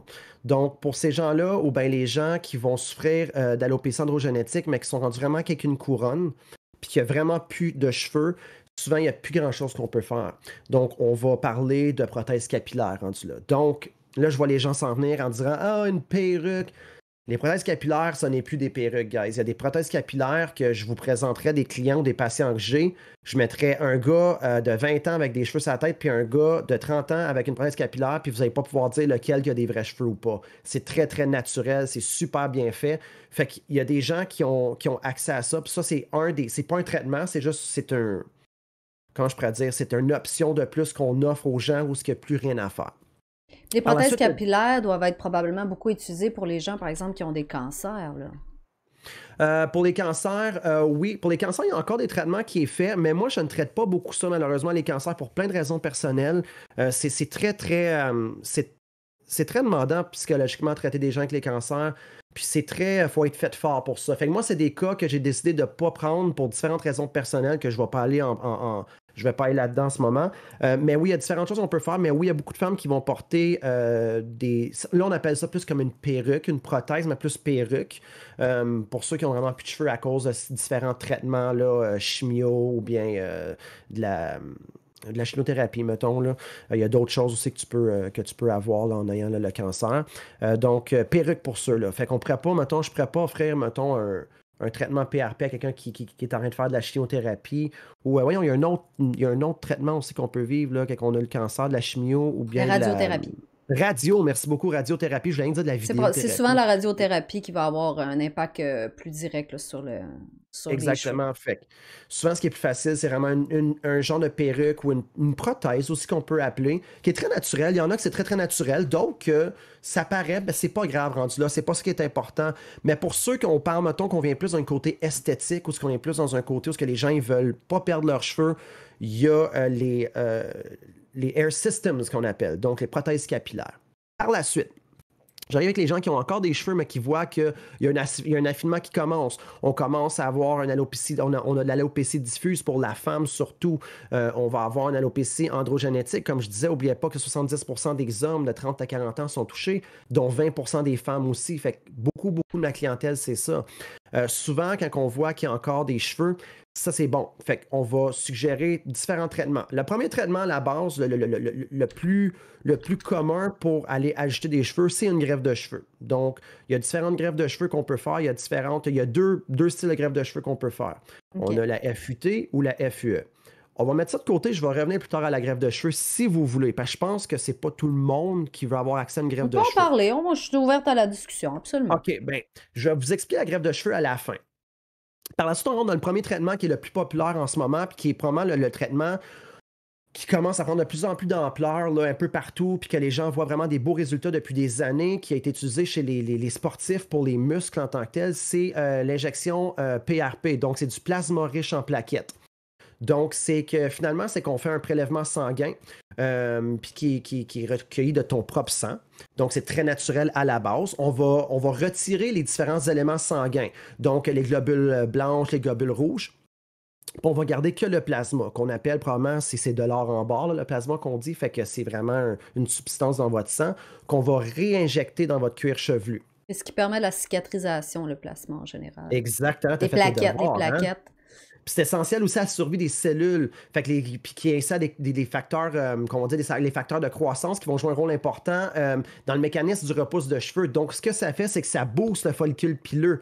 Ça va renforcer le bulbe, ça va lui donner toutes les vitamines nécessaires parce qu'à la base, le cheveu est concentré de des vitamines spécifiques. Ben, en lui injectant ça, on va lui redonner ces vitamines-là, puis on va aller stimuler la croissance de cheveux, dont peut-être la croissance de petits cheveux qui sont en train de tomber, puis on appelle ceux-là ça... ici, c'est des cheveux qui ne repousseront pas plus loin que ça, là. Oui, mais même qu'il y en a, là, des fois, on les voit même pas. La microcaméra, on va les voir, on appelle ça, c'est des cheveux ou des follicules pileux en dormance. On va aller les réveiller, on va aller les booster. Puis souvent, les gens sont comme, après 8 mois, ils sont comme, hey, j'ai des nouveaux cheveux. C'est pas des nouveaux cheveux, c'est des cheveux qui étaient en train de s'éteindre, qu'on était capable de booster. Puis en même temps, la beauté de tout ça, c'est que c'est un des traitements qu'on connaît qui est capable de réinverser la perte de cheveux, donc de réinverser l'affinement. Est-ce qu'on combat la DHT? Non, mais on est capable de contrôler la DHT. Puis ça, c'est la meilleure des choses en ce moment. La DHT, ça ne peut pas se guérir parce qu'on joue avec la testostérone, la progestérone. C'est super difficile. On ne peut pas guérir la DHT, on ne peut pas l'enlever, mais on peut la contrôler avec le PRP, donc l'injection plasma. Fait qu'en ce moment, ce qui est le plus populaire, c'est l'injection plasma, bien sûr, parce qu'on veut réinverser. Donc, on va aller rechercher, mettons qu'on est rendu un cheveu super affiné, on est capable d'aller chercher une certaine densité dans le cheveu, donc on va réinverser la densité. On ne va pas retourner un cheveu, comment je pourrais dire, un cheveu dans sa phase là, à la plus... quand tu es enfant, par exemple, c'est incroyable à quel point il y a des couleurs. Si tu es rendu à 35 ans, on ne va pas retourner ton cheveu quand tu avais 15 ans, mais on peut retourner ton cheveu des fois de 2-3 ans passés, ce qui peut être beaucoup chez un homme de 30 ans. Le recul d'un homme qui a 30 ans, on revient à un cheveu qu'il avait quand il avait 26 ans, fais-moi confiance, j'ai 38 ans, je vois la différence. Là. Puis en même temps, ben, on vient on ne stoppe pas la DHT, mais on la contrôle. Fait l'affinement ne se fait presque plus. On ne l'arrête pas à 100%, mais on gagne du temps ou ce qu'on rentre peut-être dans un temps un peu plus normal pour ta perte de cheveux. Tu sais, rendu à 75 ans, là, je Mhm. pense qu'il faut l'accepter qu'on parle nos cheveux. Là. Et je vais rebondir sur ce que tu dis parce que moi, j'ai un père qui jadis avait, ben, il a eu un cancer, il est décédé aujourd'hui, mais le point n'est pas là. Le point, c'est de dire que un jour, il y a eu une greffe de moelle osseuse, donc on a dû, quand tu as une greffe au fond de moelle osseuse, on doit échanger les sangs qu'on appelle. Donc, ce qu'ils ont fait, c'est OK, qu'ils ont oui, vraiment, oui, ils vont vider la personne de son sang elle-même, ils vont réintégrer le sang du donneur, etc. Donc, il y a comme oui. il y a un reboot, ce qui fait que ton système immunitaire est à zéro. Mais quand ses cheveux sont revenus, il y avait 4 fois plus de cheveux qu'avant. Et ses cheveux OK. il était rendu les cheveux gris et ses cheveux étaient rendus noirs.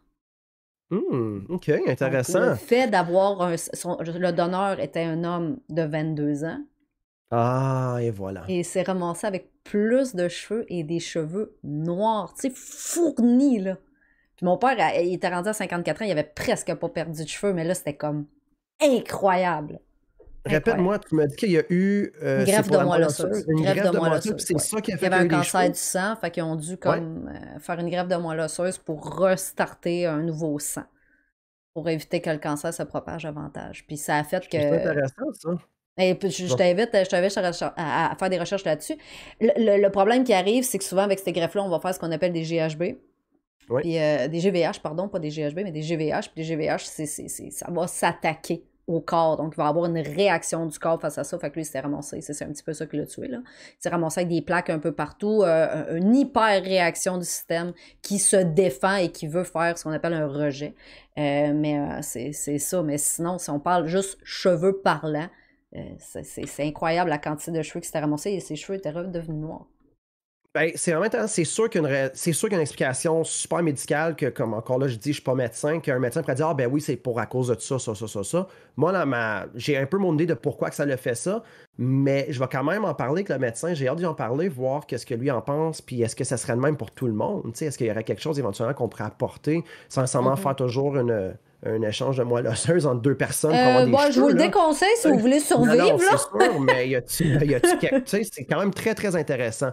Euh, mais bref, le PRP, c'est c'est un des traitements pour les gens qui ont encore des cheveux, qui peut aider, que ce soit, comme je disais tantôt, je me répète, mais c'est important que je me répète, qu'on parle d'alopécie diffuse, qu'on parle d'une alopécie androgénétique.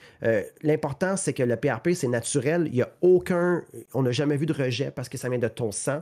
Ce qu'on veut, c'est aller redonner des vitamines. On va aller booster le cheveu, puis on veut surtout arrêter l'affinement.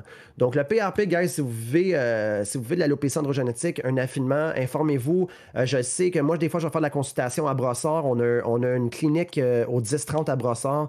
Donc, je suis consultant de temps à autre. Je descends pour aller les dépanner. Mais vous pourriez venir me rencontrer, puis on pourrait parler de ça en détail. Fait que Euh, si ça vous tente, ben, vous irez voir Nostal, la brassard. Oui, Capilia Brossard, Capilia Ottawa. Il y en a plein. En fait, Capilia, c'est une bannière. On a des Capilia un peu partout aux États-Unis, ici, puis partout. Mais en général, les deux principales, où ce qu'on fait des greffes et qu'on fait des consultations pour tout ça, là, les greffes puis les PRP, Ottawa et Montréal. OK. Par la suite, il y a d'autres traitements qu'on peut utiliser pour empêcher le cheveu de continuer à s'affiner ou à gagner du temps ou aller nourrir le bulbe. Il y a le minoxidil. Le minoxidil qu'on peut appeler Rogaine, si vous connaissez Rogaine. Moi, la seule raison que j'utilise pas Rogaine, c'est un peu comme toutes les grosses compagnies, on paye pour le nom, que ce soit Nike, Adidas, on paye toujours plus cher. Rogaine, tu vas juste payer plus cher, mais au bout de la ligne, ce qu'il vous faut, c'est le médicament qui s'appelle minoxidil, 5%, je dis bien 5% parce qu'il y a du 2%, le 5%. Puis le minoxidil, ce qu'il fait, c'est que ça entraîne une action vasodilatatrice. Fait qu'il va améliorer la microcirculation, comme je vous parlais tantôt. Il va améliorer la microcirculation sanguine de la papille bulbaire. Donc, ce qu'il va faire, en fait, c'est qu'il va augmenter la densité des micro-vaisseaux. Puis le follicule, il va être vraiment mieux irrigué, puis il va avoir un apport d'oxygène beaucoup plus important. Donc, ce qu'il va faire, c'est que si on mélange ça avec le PRP, nous, on s'est rendu compte que si on mélange les deux ensemble, on a des résultats exceptionnels. Hier, j'ai rencontré un patient après, ça fait même pas 6 mois qu'il a eu son dernier PRP, puis il mélangeait avec le minoxidil, j'ai capoté. Là. C'est un cas sur plusieurs qui a des résultats extrêmement fous de même. Là. Il a tout re-rempli son devant. Et OK, c'était pas avancé à fond, mais tout ce qui était avancé, on l'a re-rempli. Son vertex, il était dégarni, mais il a commencé à avoir plein de petits cheveux. Fait que ce gars-là, c'est solide, solide. Il y a une greffe, là, sa greffe de cheveux est dans 2 jours à Montréal, dans 3 jours à Montréal. J'ai tellement hâte de voir le résultat. Bref, le minoxidil, ce qu'il faut retenir, c'est qu'il va pas te donner de nouveaux cheveux. Tu peux l'utiliser seul. Mais ce qui est important à comprendre, c'est qu'il va aller apporter plus de vitamines, plus d'oxygène, puis qu'il va juste améliorer vraiment la microcirculation sanguine. Comme je disais tantôt avec la vitamine E, partout ce qu'on peut améliorer la microcirculation sanguine, c'est ce qu'on veut. C'est exactement ce qu'on veut. C'est un petit peu ça qui arrive. Développer des plaquettes en faisant ça. Oui, c'est ça va améliorer les plaquettes, mais c'est un petit peu ça qui arrive aussi. Quand tu disais tantôt que tu avais fait un test, que tu avais couru, tu t'étais mieux alimenté, mais veux pas faire du sport, ça améliore la circulation sanguine, augmente l'apport en oxygène dans le corps, fait que veux pas. Oui, ça a un impact. Tu as tout compris. Tout ça, ça peut aider. C'est comment de pourcentage que c'est pour aider tout ça, je ne sais pas, mais c'est pas tant, mais c'est mieux que rien. Moi, quand je rencontre un patient, je lui dis tout ce que tu vas mettre sur ton bord à toi pour t'aider, mieux c'est. Mais en plus, minoxidil, mélangé avec le PRP, des fois on peut aller avec du Propecia ou du Finastérid pour les femmes. Ça, je n'ai pas le droit d'en parler en stream en ce moment parce que je ne suis pas médecin. Si vous voulez avoir plus d'informations sur le Finastérid ou sur le Propecia, c'est en fait, je peux juste dire qu'il va agir, il va agir en inhibitant spécifiquement la 5A réductase. Mais je peux pas rentrer là. Allez voir votre médecin, ça peut être bon, mais moi je le conseille pas parce qu'il y a plein d'effets secondaires. Bref, déjà là, tu me dis effets secondaires, moi ça me tente pas. Plein d'effets secondaires, c'est incroyable. Donc, minoxidil qui est très important, il n'y a pas beaucoup d'effets secondaires, à moins qu'on fasse de la haute pression, c'est pas conseillé. On l'utilise en mousse ou en petit, c'est comme un genre une petite huile qu'on peut mettre dans les zones qui sont... Comme Homer Simpson, là. Ouais, c'est ça. C'est du Rogaine. C'est du Rogaine. Sauf acheter le Kirkland. Vous pouvez le trouver en ligne. Là. Le Kirkland il est moins cher. Kirkland, c'est Costco, ça? Oui. Costco, ils en font. Puis c'est excellent. Là. Costco Kirkland, minoxidil 5%. Combien? OK. Costco en ligne vend un traitement efficace pour les cheveux. Ouais. Comme Homer Simpson que vous mettez, qui fonctionne. Ouais. Avez-vous entendu ça dans le chat? Exactement, Costco qui est le Rogaine. Produit. Le Rogaine est plus facile d'accès, OK, mais vous allez payer plus cher, mais ça fonctionne. Fait que si vous avez le budget, allez-y avec le Rogaine. Sinon, le minoxidil, n'oubliez pas que le minoxidil, c'est 2 fois par jour pour le reste de votre vie, par contre. Tous les traitements qu'on entreprend, en général, quand on veut combattre la DHT, puis l'alopécie androgénétique, c'est des traitements qu'on doit utiliser le reste de notre vie. Fait que quand on vit d'alopécie androgénétique, je vous le dis, c'est une condition. Fait que les gens qui risent des hommes ou des femmes qui perdent leurs cheveux, vous riez de quelqu'un qui vit qu'une condition. Puis ça, c'est quelque chose que je vais jamais assez mettre d'emphase. J'ai vu des gens trop rire de « Ah, lui, il a plus de cheveux sur la tête. Ah, lui, il est bald, il a une couronne. » C'est vraiment pas drôle. C'est la même chose si tu ris de quelqu'un en chaise roulante, c'est une condition. Est-ce que c'est la même... Est-ce qu'on va dire que c'est la même dans le même, quand je pourrais dire... Est-ce que ça se compare au niveau? On peut pas comparer. Je vais jamais me comparer, moi, si je vis d'alopécie, je vais jamais me comparer à quelqu'un qui vit avec une chaise roulante, mais ça reste, c'est une condition. La raison qu'on va revenir probablement plus tard, pourquoi que peut-être Will Smith il a réagi de même. Mais bref, je dis pas qu'il a bien fait. Donc, n'oubliez pas que c'est une condition, fait que vous devez vivre avec ces traitements-là le reste de vos jours. Fait que le minoxidil, autre chose que je peux vous suggérer, que moi, j'ai commencé il n'y a pas longtemps, puis je ne l'ai pas avec moi, puis j'aurais dû le descendre avec moi, c'est un chapeau laser. Le chapeau laser, j'ai vu ça sur Internet. C'est débile. Ça? C'est la même chose que le minoxidil. C'est la même chose. La seule raison, c'est que le laser, on en parle un peu moins. C'est technologique, puis ça se fait à la maison. Ça se fait à la maison, puis c'est juste que c'est plus nouveau sur le marché. C'est nouveau sur le marché avec les gens. Pourtant, c'est pas si nouveau, mais les gens, quand on entend parler de plus en plus, puis les gens, souvent, vu qu'ils sentent pas, tu sais, qu'on met une mousse, qu'on met une huile, on va sentir sur notre chevelu qu'il y a quelque chose. Le laser, tu te mets ça sur la tête comme ma casquette en ce moment, puis t'es comme, bah, on dirait qu'il n'y a rien. Fais-moi confiance que l'important, ça fait quelque chose. C'est que c'est encore là, c'est une action vasodilatatrice. C'est la même chose que l'inoxidil, il va améliorer la microcirculation sanguine en passant au travers avec des lasers. Puis non, les lasers, ça a été accrédité par le FDA, si je ne me trompe pas. C'est pas cancérigène, c'est pas dangereux, tout est safe. Fait que le chapeau laser, vous pouvez aussi vous procurer ça si vous avez moins de temps. Vous n'avez pas 2 fois par jour à vous mettre du minoxidil, mais ben, c'est ça, c'est 6 minutes par jour. Fait que moi, je trouve que c'est plus facile, puis à long terme, tu as un meilleur résultat. OK. On parle de coût par rapport à tout ça. Parce que là, j'avais une question dans le chat. Des attends là. Oui, il y a des Allez-y. traitements, il y a des soins. Ouais. Combien ça coûte?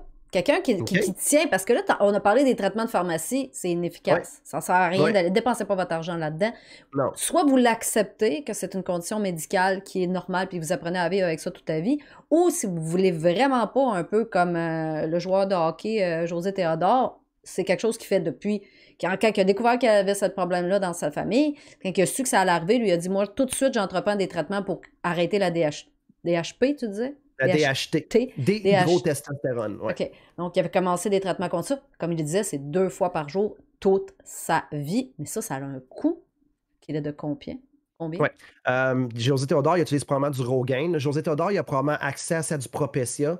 José Théodore, il a de l'argent. José Théodore fait pas pitié. Tu sais, fait que je pense qu'il a Non, sûrement c'est accès à beaucoup de traitements. Probablement que lui, il pourrait se faire des traitements de PRP beaucoup plus qu'une fois par année. Mais je me souviens que j'ai lu qu'il avait eu accès à tout ça, mais il faudrait que j'aille plus en détail avec des recherches, savoir qu'est-ce qu'il fait exactement. Mais bref, le PRP, OK, on rentre dans des choses, OK, cool, très, très cool, j'aime ça. Donc, le PRP, nous, ce qu'on suggère, il y a différentes places que vous pouvez aller. Vous allez aller dans différentes cliniques. Chacune clinique, on se rend compte qu'ils ont leur recette différente. Il y en a qui vont conseiller un boost de 4 traitements aux 4 semaines pour commencer, OK? Pour vraiment aller donner un gros boost pour repartir le moteur que j'appelle. Le moteur qui est ton... Ben tiens, regarde, je peux vous montrer ici, là. Je sais pas si... vous allez peut-être pas voir. Le bulbe, là, quand je parlais du bulbe tantôt, guys, là, c'est ça ici, le bulbe, OK? Donc, ça, c'est le moteur qu'on va appeler, OK? Donc, on veut repartir le moteur parce que si on fait juste un shot, c'est pas assez. Il n'y a pas assez d'essence pour que le moteur reparte. Donc, on va faire un boost environ. Certaines cliniques vont dire 4 boosts aux 3-4 semaines. Nous, en notre clinique en Capilia, on suggère un boost aux 3 semaines. Donc, sur 9 semaines, 3 boosts. Par la suite, on va attendre, puis après ça, on conseille un maintien par année. C'est combien, mettons, un traitement? On parle de 650 plus taxes pour un traitement. OK. Traitement, 650 plus taxes. Fait que les gens, un petit peu comme je fais souvent le comparatif avec la cellulite féminine, hein, un traitement, ça coûte à peu près la même affaire pour avoir le laser et tout le kit là, qui nous remoule. Là. Fait que c'est la même affaire. C'est un traitement esthétique, on va se le dire. Là. C'est dans l'esthétique, fait que c'est toujours un peu plus cher. Donc, 650, donc c'est 150 aux 3 semaines pour 3 fois. Donc, faites le calcul, là, ça revient dans des 2000 cucs. Par la suite, c'est seulement qu'un traitement par année. Admettons, on 10 à 11 mois max. Tu peux dépasser, là, mais c'est pas conseillé parce que ton verre d'eau, d'un sens, il va commencer à descendre. Tu veux toujours garder le verre d'eau. Tu veux toujours garder le verre d'eau plein. Fait que c'est pour ça qu'on dit toujours de revenir une fois par année. Puis c'est triste, hein, mais c'est quand on vit l'alopécie androgénétique, comme je disais tantôt, c'est une condition. On ne peut pas battre la DHT, on peut la contrôler et encore là, on peut la calmer, je dirais. On va la maintenir. On va la maintenir. Fait que malheureusement, c'est à toutes les années, on est pris avec ça, c'est une condition. Donc, si on veut toujours être capable de contrôler pour pas qu'elle fasse que ton cheveu continue d'affiner, c'est une fois par année. Mais je me dis 650 $ par année. Écoute, je connais des clients qui viennent en salon qui dépensent ça aux 2 mois avec moi. Attends, 650 $, là. 650 $, j'ai déjà vu une cliente qui est sortie du salon avec 650 $ parce qu'elle s'était fait faire 15 couleurs, des mèches, un bleach, une mise en pli, puis et parce que, les amis, ça coûte plus 20$ aller chez la coiffeuse, je vous le confirme. C'est pas rare que j'ai vu des factures de 500, là, moi, avec mes clientes, tout ça. Fait que c'est rien que ça soit... Pour un homme, en tout cas, je trouve que c'est rien. Pour une femme qui aime aller chez la coiffeuse, qui va entretenir ses cheveux, des balayages, des colorations, ça peut être quand même de quoi qui est ajouté dans le budget. Mais 650 par année, moi, je trouve ça absolument rien pour garder des cheveux, puis avoir des cheveux en santé, puis stopper l'affinement, c'est rien. Mais je comprends qu'au départ, pour certains, ça peut être très dispendieux, 2000 $, mais ça vaut la peine. Par la suite, le minoxidil, on a compté que ça revenait environ à 28-30 $ par mois parce qu'une bouteille équivaut à 1 mois. Mais je ne suis pas en clinique, je ne suis pas à job. Ce que je peux vous dire, c'est que la meilleure chose, c'est que vous pouvez vous procurer des boîtes de 6 mois qui vont vous revenir moins cher aussi. Fait que tu as le traitement all dress, tu as le traitement pepperoni fromage, puis le traitement en pharmacie, ben t'as même pas de croûte, t'as même pas de fromage. T'as juste la sauce. Mais la meilleure chose, moi, je te conseille toujours de mélanger le PRP puis le minoxidil ou le laser ensemble. Ça, là, si tu mélanges ça ensemble, par la suite, tu continues de bien t'alimenter, tu as une bonne hygiène de vie avec des bonnes vitamines, tu mets des très bonnes chances sur ton côté de garder un cheveu en santé puis que l'affinement se ralentisse puis que ton bulbe reste plus fort. Par la suite, si on parle du casque laser, le casque laser, moi, je trouve pas ça cher. Je conseille toujours le Ultra qui est le plus petit. Donc, c'est qu'il y a des lasers moins proches parce que souvent, tu peux avoir un casque où les lasers sont super approchés pour couvrir plus de centimètres carrés. Au bout de la ligne, là, c'est juste qu'il y en a un qui va prendre un peu plus de temps à avoir un résultat. On va parler des résultats par la suite. On parle d'environ 1000 $ plus taxes pour un chapeau de ce genre-là. Mais moi, ça me fait rire parce que justement, il y a de plus en plus de produits qui existent. Ben, j'ai vu ça pour le visage aussi, le même truc laser qui va pas proche des yeux. Les yeux sont cachés. Puis pour aider les gens qui font de l'acné, ils sont rendus aussi avec un masque pour le visage avec le Oui, laser. puis c'est dans les mêmes types de laser, en fait. C'est OK. dans les mêmes types de laser. Mais c'est sûr qu'il y a peut-être des choses différentes. Je veux pas trop rentrer là-dedans parce que je suis pas sûr à 100%, mais c'est des mêmes types de laser, là. Puis encore là, vous pouvez faire des recherches là, sur les chapeaux laser. C'est pas néfaste pour la santé. Ben, pas de ce qu'on a dans les recherches depuis les années que c'est sorti jusqu'à présent, là. OK, fait que présentement, dans les traitements sûrs qui existent, les traitements qui sont efficaces, on parle quand même d'un certain budget, là. Tu sais, Ouais. c'est un peu comme on le disait. Soit vous acceptez votre condition, vous comprenez, c'est normal, vous allez vivre avec, ou ben si vous avez besoin, ça vous aide dans votre confiance en soi, c'est quelque chose qui est nécessaire à votre vie, ben il y a un coût qui est associé aux Il y a un coût différents associé traitements, à là. ça. Et C'est un encore peu une comme fois, c'est pas les. magique. Hein, tu le dis, c'est pas magique. Non, il n'y a pas de miracle. C'est pas quelqu'un mettons, qui est rendu dégarni au vertex, donc le dessus de la tête, puis qui a encore des petits cheveux, on peut les ramener, mais on va pas vous donner des cheveux que vous avez jamais eu. Vous n'allez pas revenir avec 100% de densité, c'est pas ça le but. Mhm. C'est pour ça que moi, éventuellement, je suis en train de développer à la clinique, parce que je suis directeur médical d'une clinique capillaire de Capilia. On est en train de développer justement pour aller chercher plus les jeunes pour la prévention. Mais l'enfant, c'est comment on va faire pour aller chercher un jeune de 20 ans, lui dire mets-toi 2000 $ dans la tête pour prévenir ça. On est en train de tout revoir ça. Comment est-ce qu'on peut approcher les jeunes pour prévenir de devenir comme leur père ou comme leur mère ou comme leur frère plus vieux? Préviens de vivre une alopécie androgénétique. Ça se fait. Fait que si tu pars de bonne heure, tu préviens, tu vas garder ça. Mais si tu arrives un peu tard, ben ce que tu as là, on va le conserver. On va peut-être même ramener une certaine densité, mais on va pas te donner une touffe sur la tête que tu n'as jamais eue. Malheureusement, le minoxidil, le PRP ne va pas donner ça. C'est des approches correctives. On appelle ça une approche, je dirais, préventive. Il y a l'approche corrective que là, si tu veux avoir une certaine densité, c'est maintenant une greffe de cheveux qu'il faut avoir. OK. Quelqu'un qui pose une question dans le chat, il dit si quelqu'un Bien se sûr. rase la tête et décide d'essayer les traitements, est-ce que c'est trop tard pour qu'il y ait attends un peu. Je repose la question, pardon. Si quelqu'un se rase la tête et décide d'essayer les traitements, est-ce que c'est trop tard puisqu'il y a eu de la trim ou est-ce que ça change rien? Je suis pas sûr que je comprends la question. Je crois qu'il dit si il veut avoir une greffe ou peu importe, mais qu'il reste la couronne, mais il la rase pour pas que ça apparaisse. Est-ce qu'il est trop tard pour faire quelque chose en l'ayant coupé? Ou on peut encore retrouver ces petits cheveux-là, ces petites affaires-là, là, Donc, on a une couronne. Il qui n'y est a plus de cheveux rasé. sur la tête. Il n'y a plus de cheveux sur la tête. OK. Puis on va savoir si c'est trop tard pour rapporter qu'est-ce qui est sur le dessus. Ouais, s'il y a encore des petits cheveux, là, parce que je connais un petit peu la personne qui pose la question, fait que je dirais qu'il y a un petit cheveu un petit peu partout, puis une petite couronne. Fait que je dirais des cheveux un petit peu partout, une petite couronne. Est-ce que si c'est rasé, il y a encore moyen de faire quelque chose avec ça? Ben, c'est juste rasé, mais faudrait. Sincèrement, la meilleure chose, c'est qu'il faudrait quasiment qu'il m'écrive en privé, qu'il m'envoie des photos. Je pourrais exactement lui dire qu'est-ce qu'il pourrait faire. Si c'est ce que je pense dans ma tête, est-ce que ça ressemble un peu au petit monsieur ici, mettons? Non, je pense qu'il y a plus de cheveux que ça, par contre, sur le dessus. Mais il dit que Plus? c'est noté qu'il va te contacter pour être Oui, certain oui, oui. d'avoir les Oui, bonnes oui. informations. Peut-être me contacter parce que je pense que j'ai besoin d'un visuel en ce moment pour comprendre avant de répondre. Mais en général, quand on est avancé qu'une couronne de même, euh, ça se peut qu'il n'est pas trop tard. On peut peut-être garder pour s'il en reste, le peu qu'il y a, on peut essayer de le conserver. Mais rendu là, ça va être vraiment d'aller faire une approche corrective, de peut-être réimplanter des cheveux s'il y a une bonne zone donneuse. OK. On a parlé aussi, il y a quelqu'un qui dit dans le chat, qui dit par rapport au PRP, pardon, Ouais. il dit qu'il y a ce qui lui gosse, au fond, ce qui l'inquiète, c'est qu'il ne semble pas avoir de protocole bien établi. Donc, certaines cliniques vont pas nécessairement, ça peut varier d'une clinique à l'autre, les traitements peuvent varier d'une clinique à l'autre. Dans le cas de l'endroit où toi tu travailles, est-ce que vous avez un protocole, une standardisation par rapport à tout ça? Nous, notre protocole, en fait, c'est que ça fait 6 ans qu'on utilise le PRP. On fait affaire avec différents médecins. On a analysé le tout, en fait. Là. On a aussi une partenaire à Montréal. Elle a toutes elle a un bac en trichologie. Elle a été étudiée à Los Angeles. On est venu à se dire que 3 traitements avec un entretien par année, c'est suffisant.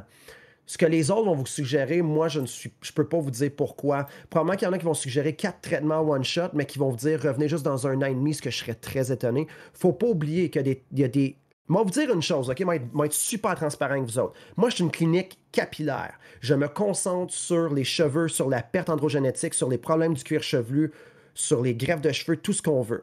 Beaucoup, beaucoup, beaucoup de places, autant au Québec, en Outaouais, à Montréal, ils vont faire le PRP, mais ils ne comprennent pas ce qu'ils font. Pourquoi? Parce que on appelle ça des jack of all trades. Ils vont faire ça, ils vont faire du PRP, mais ils vont aussi faire La liposuction. Les liposections. Ils vont faire du Botox. du Botox. Ils vont faire plein d'affaires, mais au bout de la ligne, ils ne sont pas concentrés que sur une seule chose.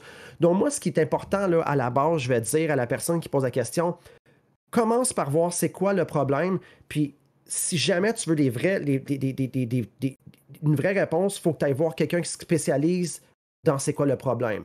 Comme moi, je n'irai pas voir, exemple, je ne sais pas, Seigneur, il faut que tu ailles voir les gens spécialisés, bref. Fait que nous, ce qu'on s'est rendu compte dans les 5-6 dernières années, c'est que 3 traitements avec un traitement par année, c'est amplement, on a des très beaux résultats. En plus, si tu le mélanges avec le minoxidil. Les autres places, il y en a qui vont dire 4 fois, tout ça, pourquoi, j'en ai aucune idée, puis ça serait vraiment bon que tu demandes pourquoi, puis souvent, ils vont même pas être capables de te répondre. Si on parle des cliniques, ça souvent, là, ça va être des cliniques multi-esthétiques qu'on appelle. Là. C'est ça. Je nommerai pas de nom, là, c'est pas mon but. Là. Alors, je peux en nommer 1000, là. C'est juste des cliniques multi-esthétiques, c'est vraiment bien. Je ne savais pas ce mot-là, puis c'est bien, là. En général, moi, je me dis, c'est pas.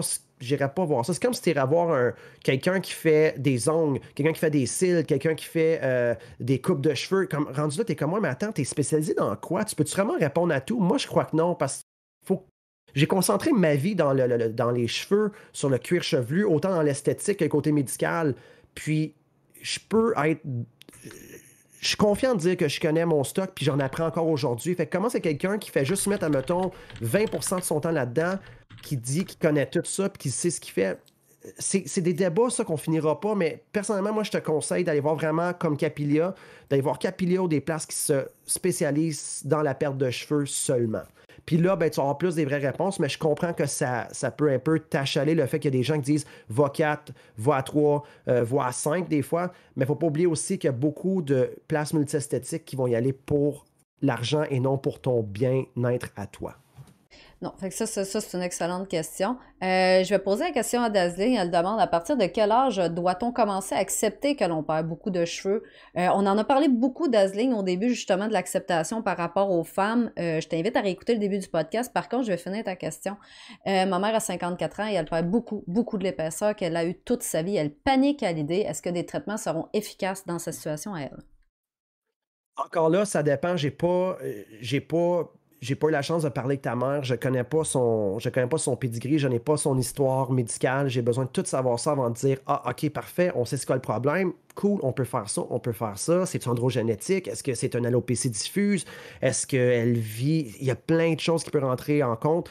La meilleure chose, ça serait encore une fois d'aller voir un spécialiste pour vraiment avoir les réponses. À quel âge qu'on doit l'accepter maintenant? Moi, je pense qu'il n'y a pas d'âge. J'accepterai jamais de perdre mes cheveux parce que j'ai toujours aimé ça. Je pense qu'il n'y a aucun âge qu'on peut l'accepter. Même à 80 ans, tu n'as plus de cheveux, tu as le droit d'avoir de la peine de ne plus avoir tes cheveux. Je trouve que les cheveux, c'est quelque chose, malheureusement, c'est plat à dire de même, mais je trouve que c'est un peu notre... c'est ce qui nous définit. Notre marque de commerce. Une marque de commerce, c'est ça. C'est la façon dont on va se peigner, les couleurs qu'on met dans nos cheveux. Il y a des gens qui sont reconnus pour leurs cheveux rouges. On s'entend, là, Rihanna, le temps qu'elle avait ses cheveux rouges.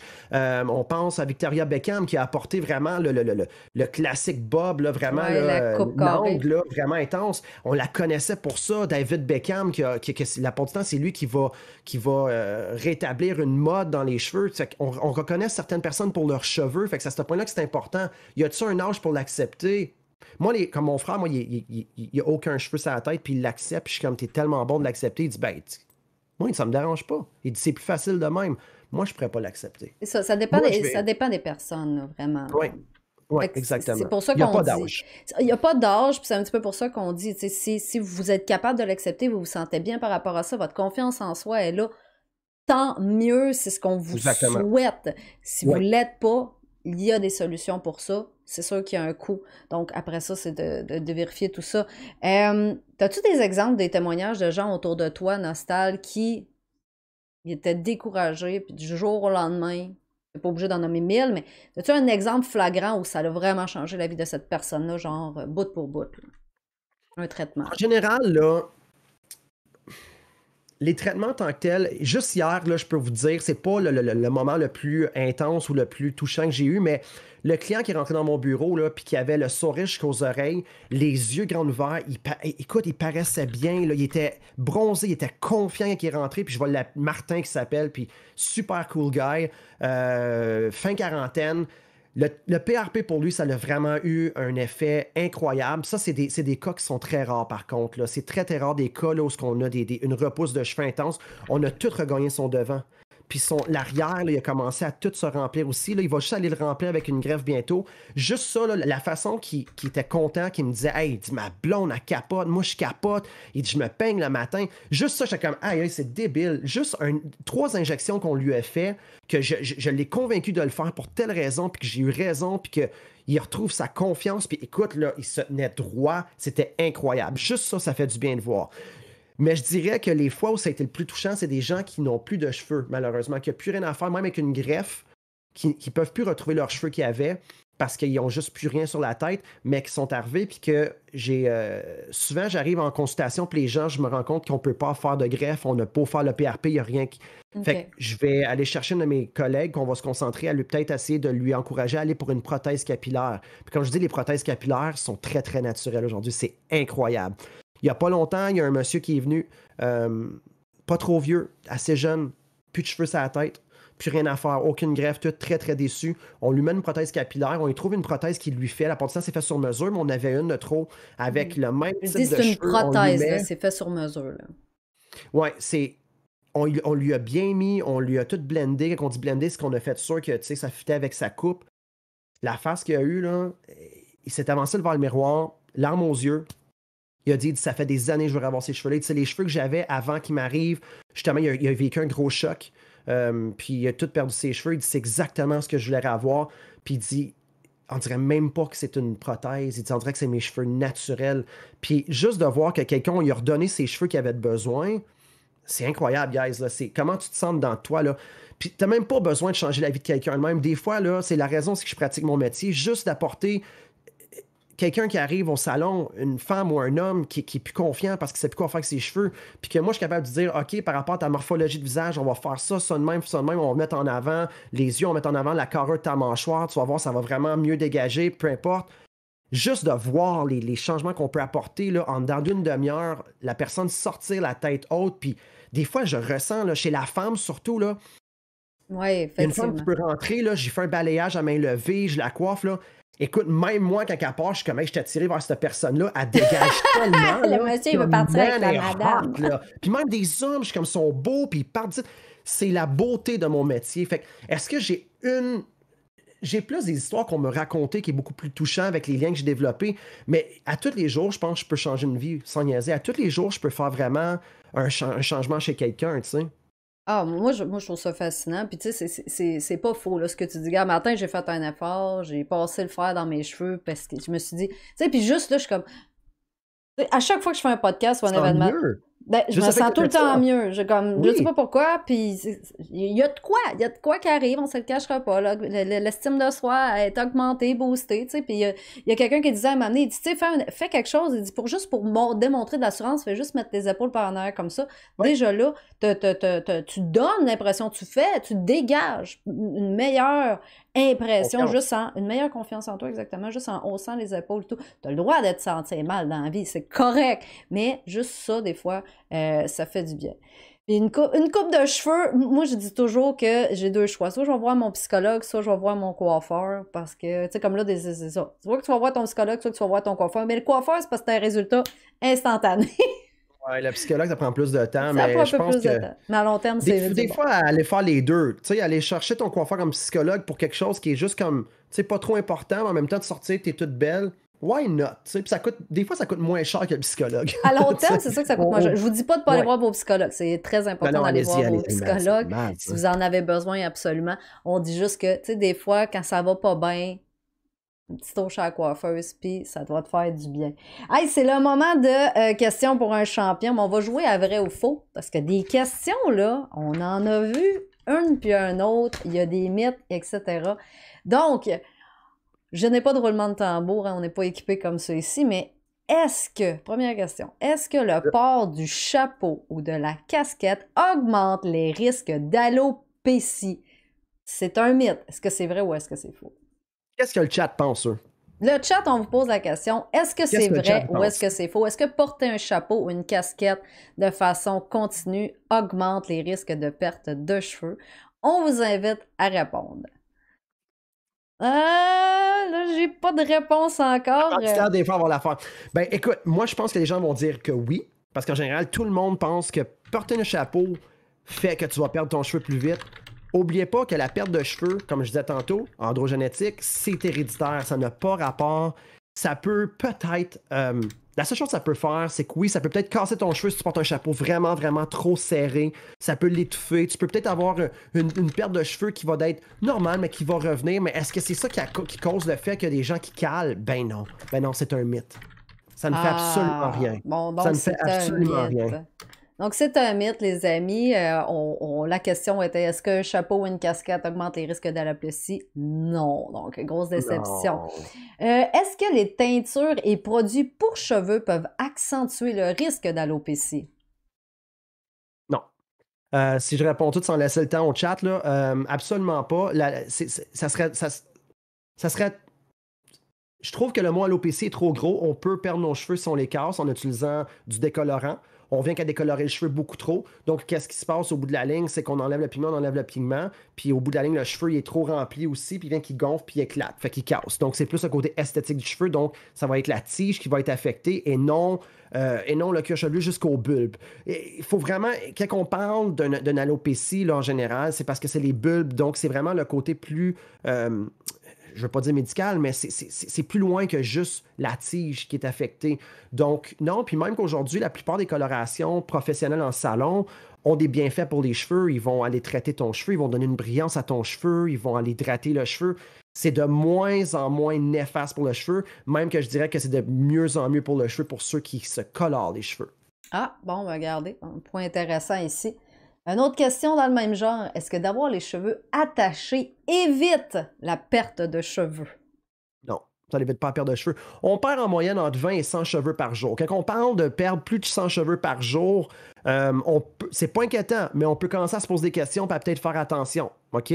C'est super important. Quand vous voyez que vous perdez beaucoup de cheveux, là, vous diriez là, facilement plus que 50. Là, vous allez le voir, c'est assez évident.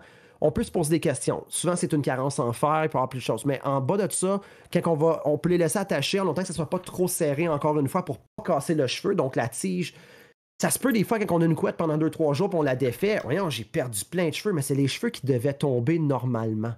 Tout simplement, à tous les jours, on perd des cheveux. Entre 20 et 100 cheveux par jour. Moi, c'est ça. Attacher les cheveux évite de les perdre dans la maison, surtout. Oui, c'est ça, exactement. Va les détacher dehors, tu sais. Ça va les détacher dehors. On a répondu à cette question-là plus tôt durant le podcast, mais est-ce que les shampoings sur le marché contre la perte des cheveux marchent ou c'est une astuce marketing douteuse? Une astuce marketing douteuse. On va dire des fois que dans certains shampoings, je dirais pas de compagnie, on retrouve du minoxidil. Dites-vous que si on met du minoxidil dans une bouteille de 750 ml, ben dites-vous que le minoxidil est tellement dilué. En partant, on a accès qu'à du minoxidil 5%. Je sais que certaines places en Europe, ils ont accès... pas en Europe, mais dans le coin, en tout cas, peu importe. Mettons en Europe, il peut avoir ça du 15%, puis encore là, si on met ça dans un shampoing qui doit avoir les bienfaits de laver le cheveu aussi, c'est tellement dilué que les chances que ça fait... Ça peut pas faire de tort de l'utiliser, mais c'est pas ça qui va faire que tu vas régler ton problème de perte de cheveux. Absolument pas. Faut comprendre, au fond, la différence entre des traitements médicaux qui sont faits pour les conditions et on est un produit, là, on va vous aider. Même, puis comme on a discuté plus tôt, les pharmaciens sont surchargés de questions en lien avec les produits capillaires. Je discutais avec un pharmacien justement dernièrement sur le sujet, puis il expliquait, il dit, écoute, c'est incroyable à quel point je me fais poser des questions sur les produits pour les cheveux, la fameuse vitamine, les fameux vitamines cheveux et ongles, le fameux collagène qu'on est rendu qu'on vend. Il dit, moi, il dit, je sais pas ce qu'il y a là-dedans. Il dit dans le sens que c'est un spécialiste, mais il dit, c'est pas des traitements qu'on vend en arrière. C'est des traitements bon marché. La plupart de ça vont contenir une quantité astronomique de sucre pour les vitamines. Puis il dit dans l'autre cas, il dit c'est autant dilué que de l'homéo. Exactement. Que de l'homéo. Les traitements pour gérer, mettons, l'alopécie, on vient d'en parler, c'est des traitements beaucoup plus médicaux que juste un shampoing. Là.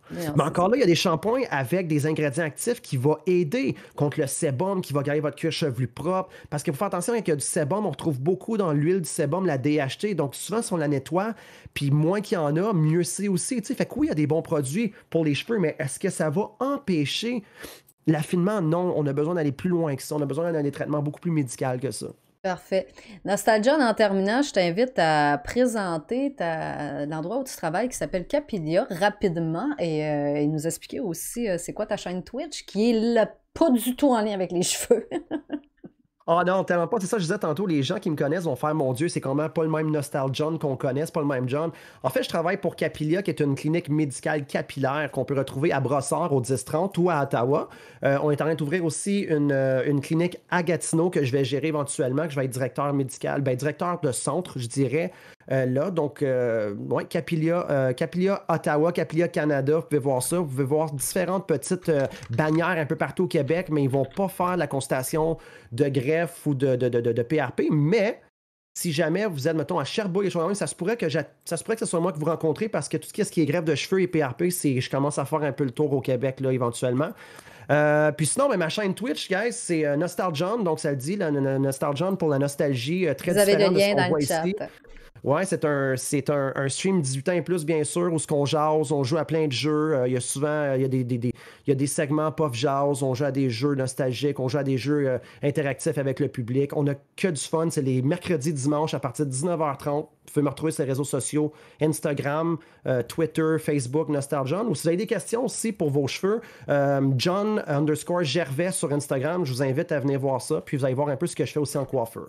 John_Gervais, je l'ai mis également dans le chat. Et fun fact, j'ai été voir, il est assez populaire sur Instagram. Les transformations capillaires qu'ils font sont assez hallucinantes. Je suis quasiment jalouse de ne pas l'avoir à côté de chez nous pour me faire les cheveux. Ça me ferait plaisir. Si jamais tu es en Outaouais, là, tu me le dis et on t'arrange quelque chose. Hein, ça va me faire plaisir. Hey, fais-moi des cheveux de pouliche. Viens me voir. Moment de la première faire. Non, on m'a t'expliquer pourquoi, mais non, oui, je le sais pourquoi tu vas me dire, parce que toutes les coiffeuses me disent qu'ils peuvent pas, avec mes cheveux fins, me faire des cheveux de pouliche, mais ça, c'est correct. Je l'accepte. J'ai le droit, mais bref, quand tu veux, tu viens me voir, ça va me faire plaisir. Hey, Nostalgian, je te remercie beaucoup d'être venu parler d'alopécie androgénétique avec nous. J'espère, les gens, que vous avez appris plein de choses sur ce sujet-là. Puis moi, je te laisse aller à ton travail pour le reste de l'après-midi. Je m'en vais justement coiffer la patate mythique pour ceux qui le connaissent. Là, fait que c'est un autre streamer. Fait que merci beaucoup, guys. Attention à vous autres. Merci beaucoup, Cindy. C'était super. J'ai vraiment aimé ça, puis ça a bien été. Puis même moi, c'est toujours bon d'en parler parce que c'est que de l'étude de plus pour mes compétences. Bon, ben super! Bon, ben je te souhaite une agréable journée. Bye! À vous aussi. Merci. Salut.